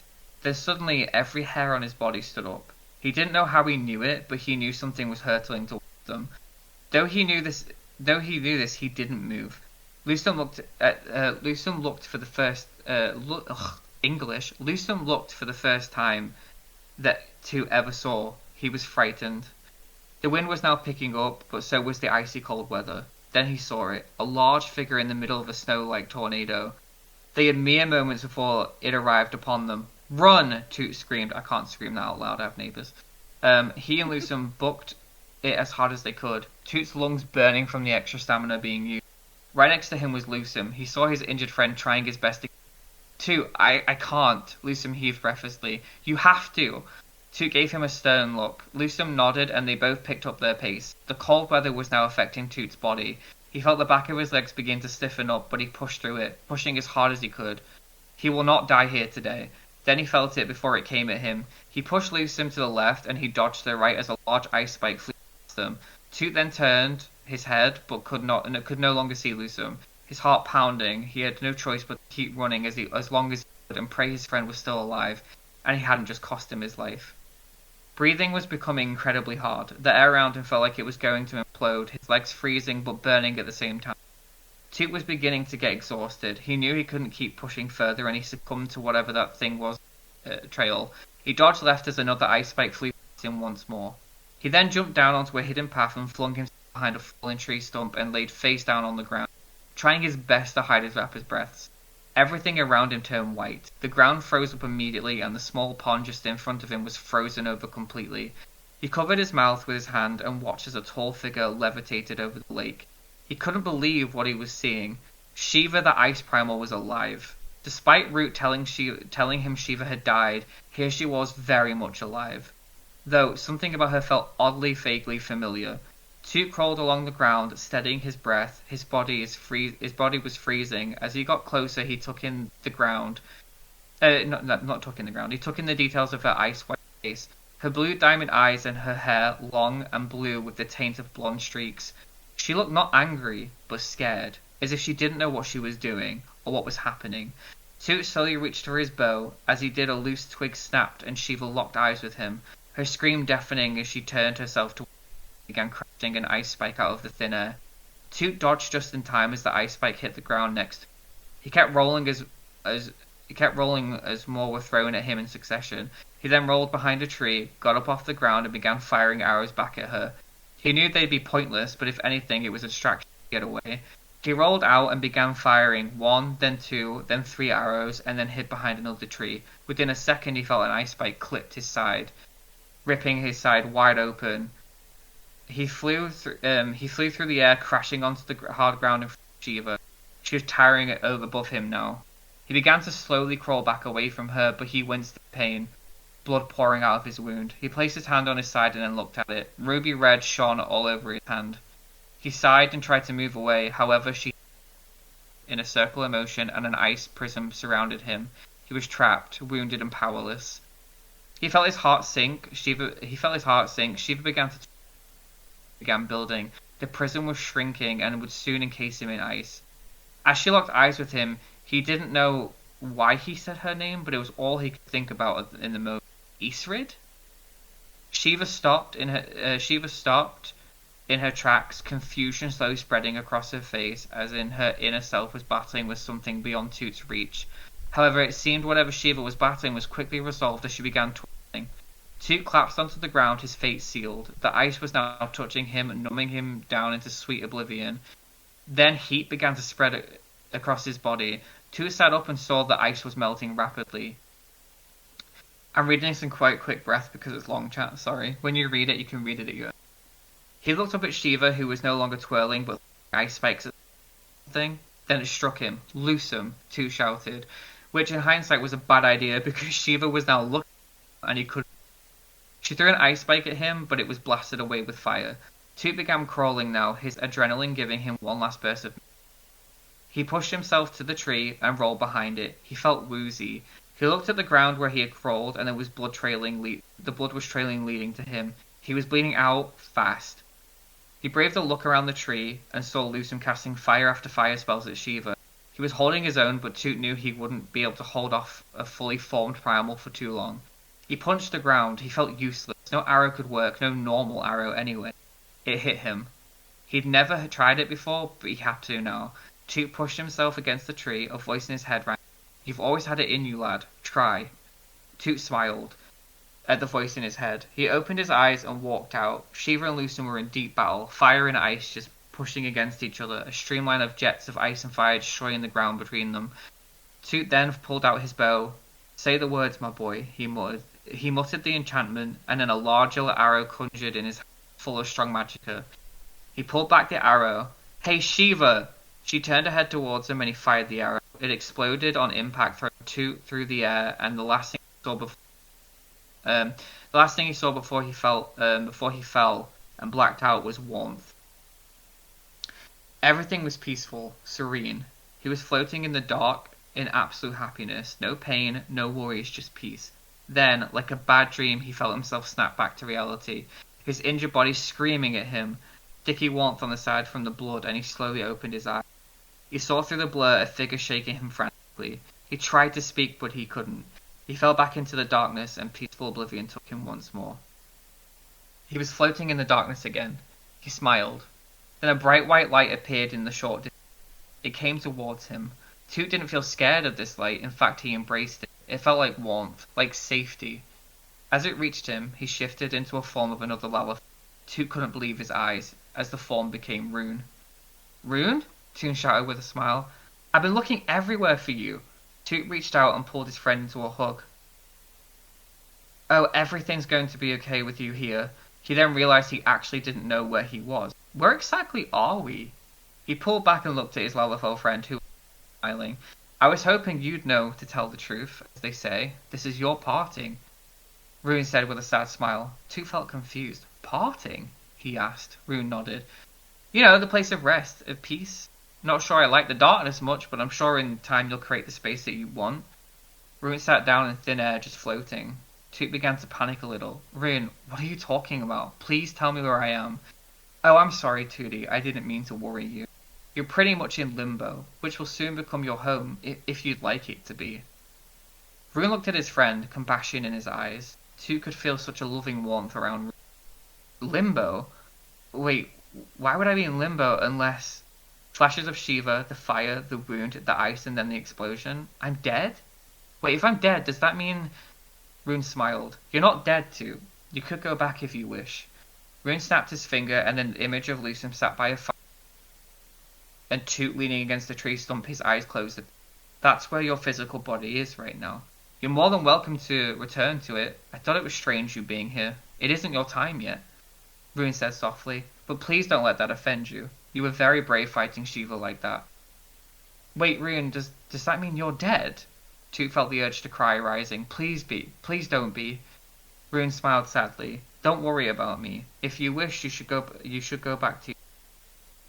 I don't want to leave you behind. Toot sounded desperate, but he didn't care. He was desperate.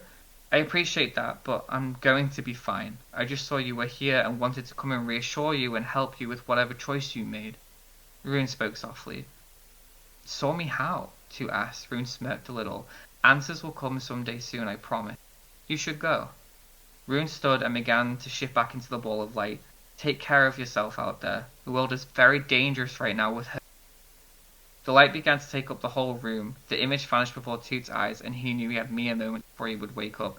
I'm going to find you, Rune. I'm going to make sure you come home. That I promise. He couldn't see it, but he just knew Rune smiled. I'll see you soon, then. And the light took up the room, and suddenly Toot opened his eyes, pain shooting through his body. Rune! Toot shouted as he sat up and winced in pain. Toot, oh thank God you're okay, Lucy shouted with evidence. Rune? Sorry, it was a dream. Toot pushed himself into sitting upright against the tree. What happened? Well, I was trying to hold her off to give you time to get away, and then you flew so far back and hit the tree. You've been out for 2 days. 2 days? Toot shouted in response to Lucem, who immediately shushed him. She's still out there, Toot. Keep it down. You hurt her, but she's a primal. She'll recover soon enough. I know this is going to sound crazy, but I have a feeling that whatever that was not the real Shiva. Toot said. Lucem looked at him more confused. I think it was Eastrid. Lucem scoffed. Took a big hit to the head, did you, Toot? There was a moment, a very brief moment between us where she killed me, and I don't know why. Maybe it was the look in her eyes, but when I called out her name, she... Toot said in a rushed breath. Lucem looked skeptical. Really? Look, it's the best I've got, okay?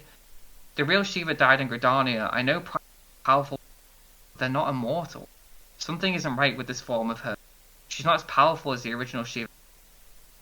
If that was the real Shiva, we'd be dead for sure. Alright, so, say it's Eastrid, what do we do now?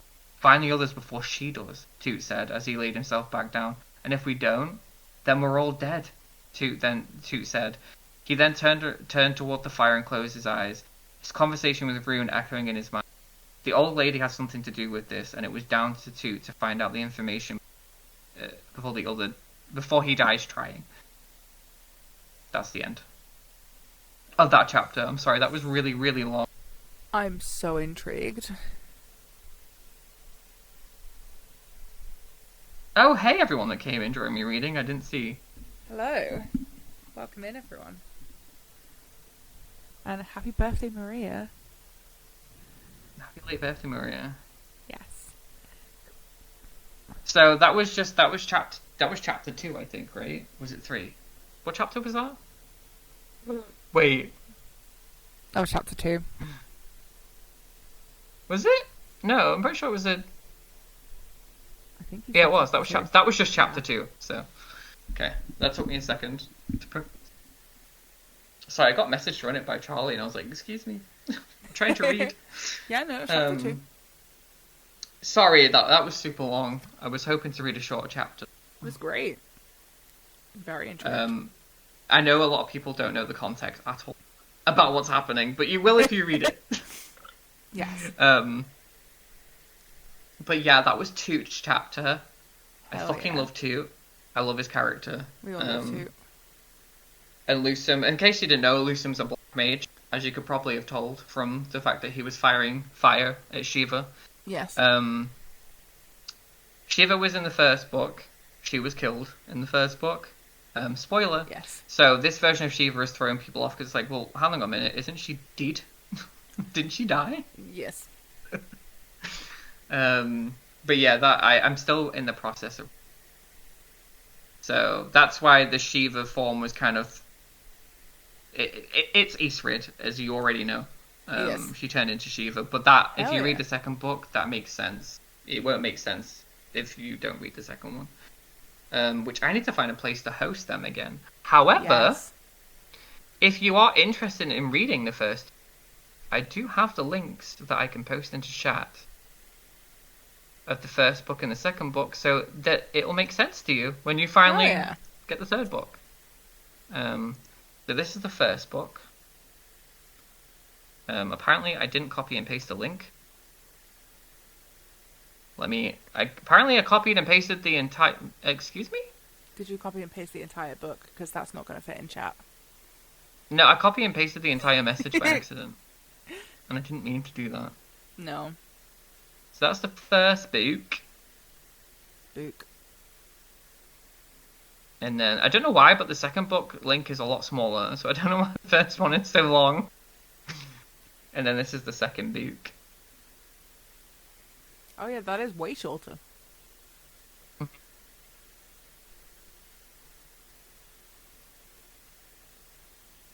But Well, the thank you for first book sharing has with way us. more reads than the second one because the second book was mainly bought by people. So Well, indeed. that's why that one. But that one came out way after its. Mhm. But there they are. Yeah, thank you for sharing it with us. You're welcome. I was supposed to read it on my the fundraising stream, but I totally forgot Yeah, because we got so invested in Skyrim that I we totally really forgot did. that there was more to it. I'm so drained from sharing my wisdom with you. Oh my god, me too. Joke. Me drained never. Oh, me drained always. Unless it's in the bedroom, then I'm drained quite often. But anyway, so thanks to everyone that joined us today. Yeah. I really appreciate you all lurking, and do. hanging out with us and podcast. I really enjoyed We're this. aware that it's really nice to see some people when we do podcasts. We're aware that people mainly listen, Yeah. and that's the whole point, really, is you listen to us It's all yabbering good. on. Yeah. We will be back next week with our third episode of the Yes. podcast, which will feature the lovely TNA Angelic, who will hopefully Yes. make an announcement in her service soon, because she forgot to do that last time. Yes. But we will have Ange on. We'll be Mhm. playing Final Fantasy, Yes. Final Fantasy 1 all the way through to 16. Has anyone played um, Final Fantasy 1? Probably not, but it's a whole umbrella term. We'll probably mostly talk about 4, 10, and 16. They'll probably Yeah. be the biggest, and 7. 7, Yeah. 10, 14, and 16 will probably Yeah. be the biggest. Oh, wait, no. 7, 10, Yep. 14, 15, and 16. Yes. Don't forget 15. I don't want Red to kill me. No. But I'm really, really, really excited. It's gonna be great. It was really sad that we couldn't have Ange this week, but we totally Yeah. understand. Oh, completely. So understandable. sending all the love to Ange. All of we it.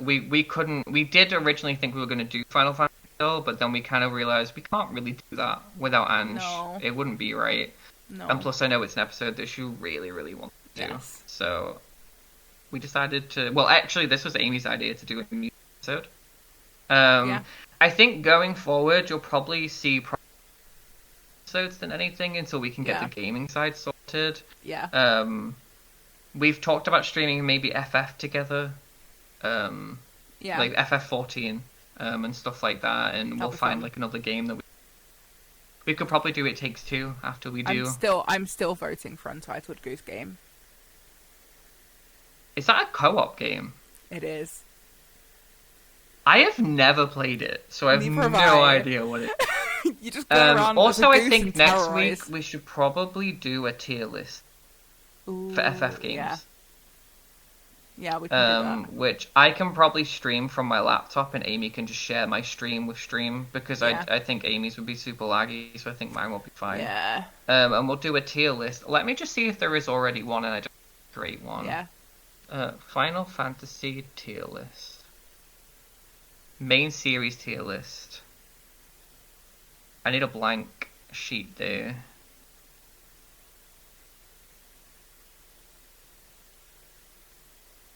Yes, I have all of them here Perfect. up into 16, so I will Excellent. favorite that and make it a bookmark Hell yeah. so I remember for next week. There's no one really to raid to, is there? Let me see who's online.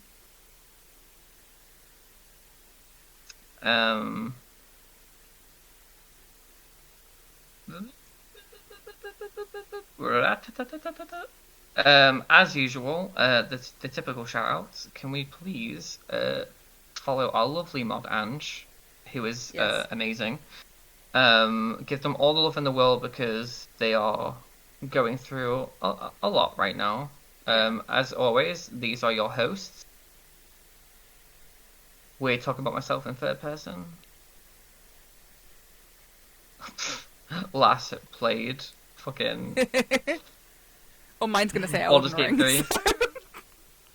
And it's like, I don't play Baldur's fucking liar.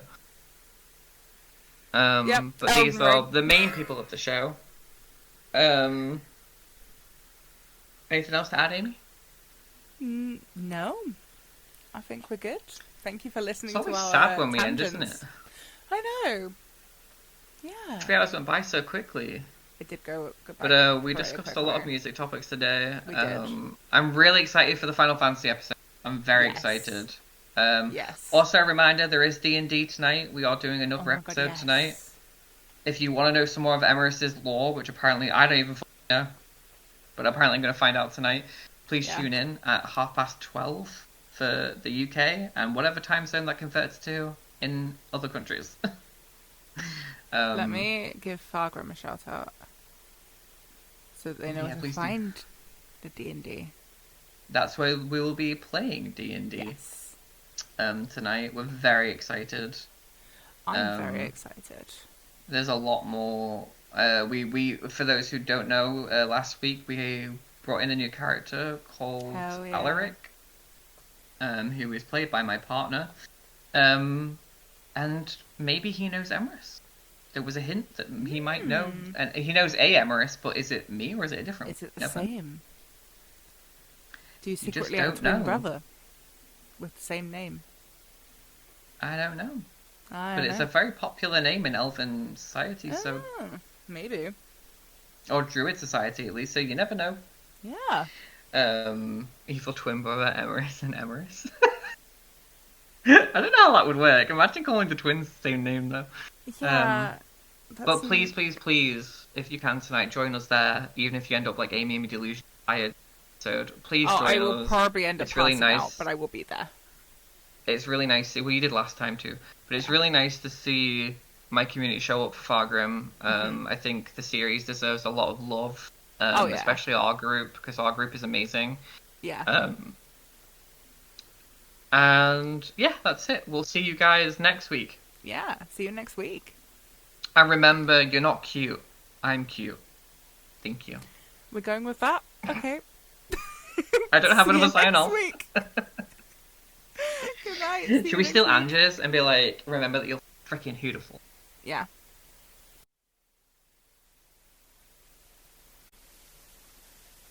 Bye.